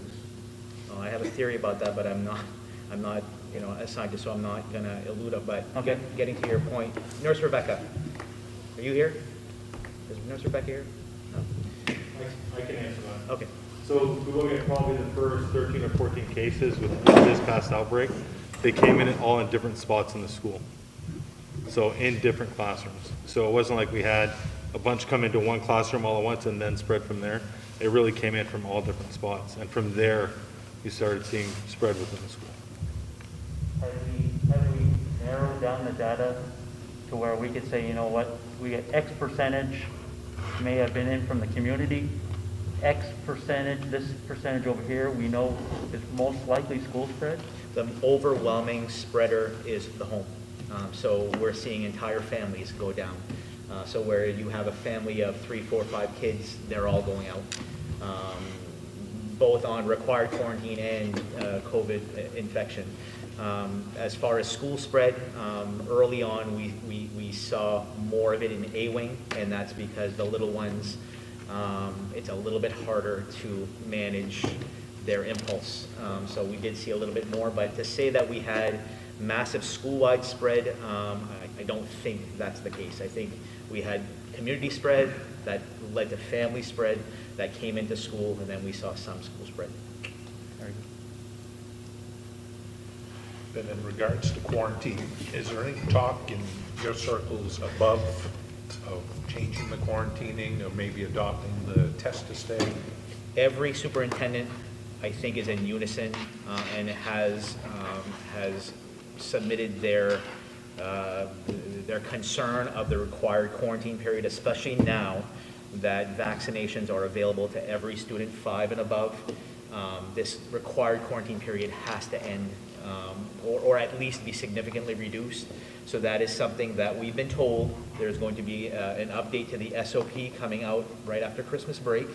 And we've been told that the required quarantine is going to be one of the changes. We've also been told that they are examining test to stay from other states that are adopted that, and that's something also they're looking at. So both, yes. Yeah. So we got our youngest vaccinated as soon as we could the first time, and She was only able to get the second one yesterday. So I think we're probably looking at least another month. And we're pretty assertive. We had the ability to go run around, but it was really hard to get a juvenile one in town here. So just putting that up there. Couple other things. Josh talked to me about if we were to go to a, oh, you want to share with what you were saying? Yeah, that's fine.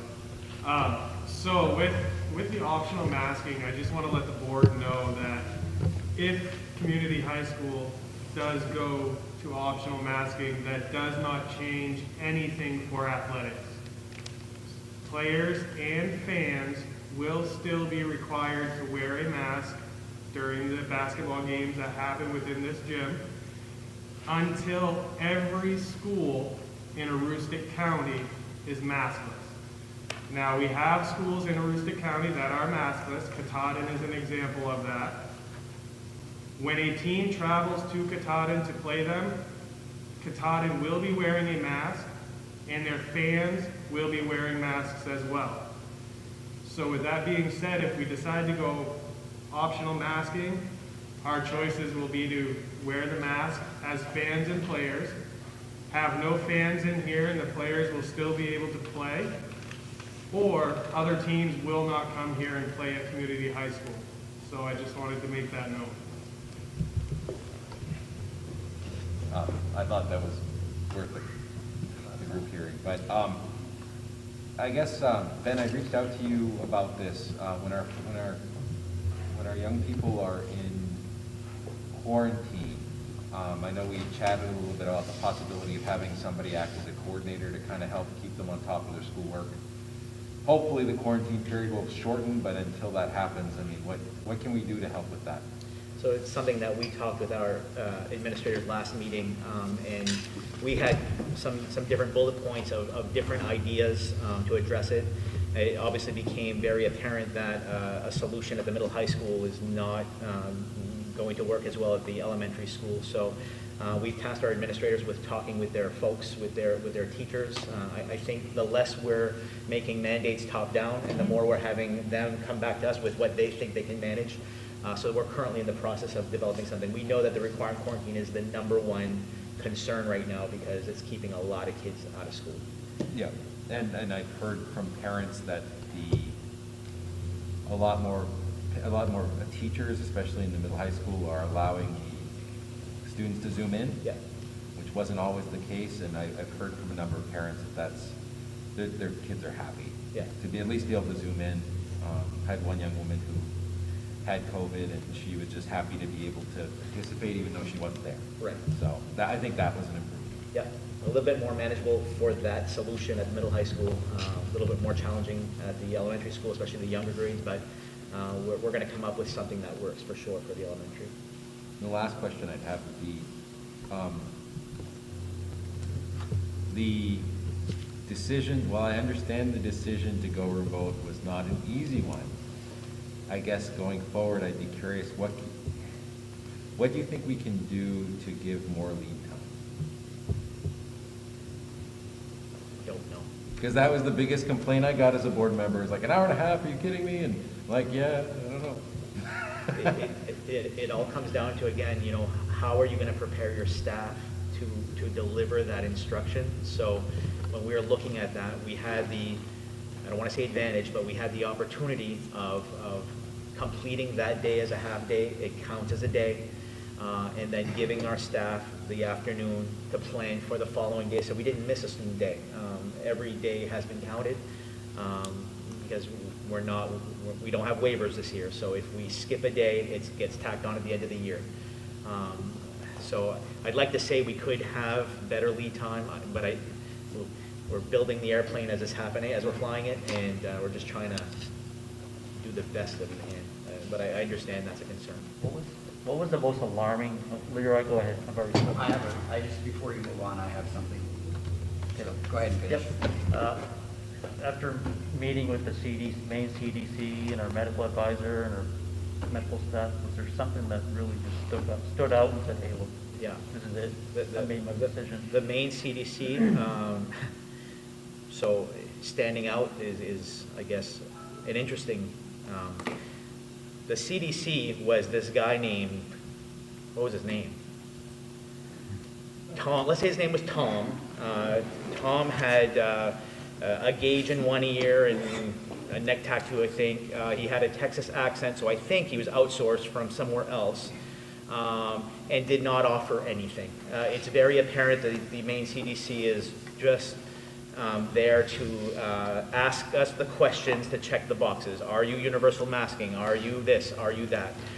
So that was less than helpful. So after we got done that meeting, and now we were faced with the fact that we're not going to get any recommendation from an outside agency. We're going to have to make our own decisions. We spoke as a team and we said, let's see what our pool testing results give us tomorrow morning. We knew that pool testing was coming. We were currently at that time, we were at 44 students out on COVID, and then we got the announcement that night, the following morning, that we had 10 positive pools. And then when they started testing and we started to see positivity, that was for us. We knew we were faced with something that we could stop, because we had been trying. Mr. Nadeau and Mr. Anderson had been making changes over the past few weeks of increasing that distance at lunch, going out with the students at recess and talking to them about not touching each other, really doing a good job. I observed both gentlemen, lining kids up after lunch and 6 feet. They have the dots on the floor and the wall, and so they were really doing a good job at really enhancing those mitigation strategies. But 10 positive pools for us was a great concern. So that for us was the tipping point.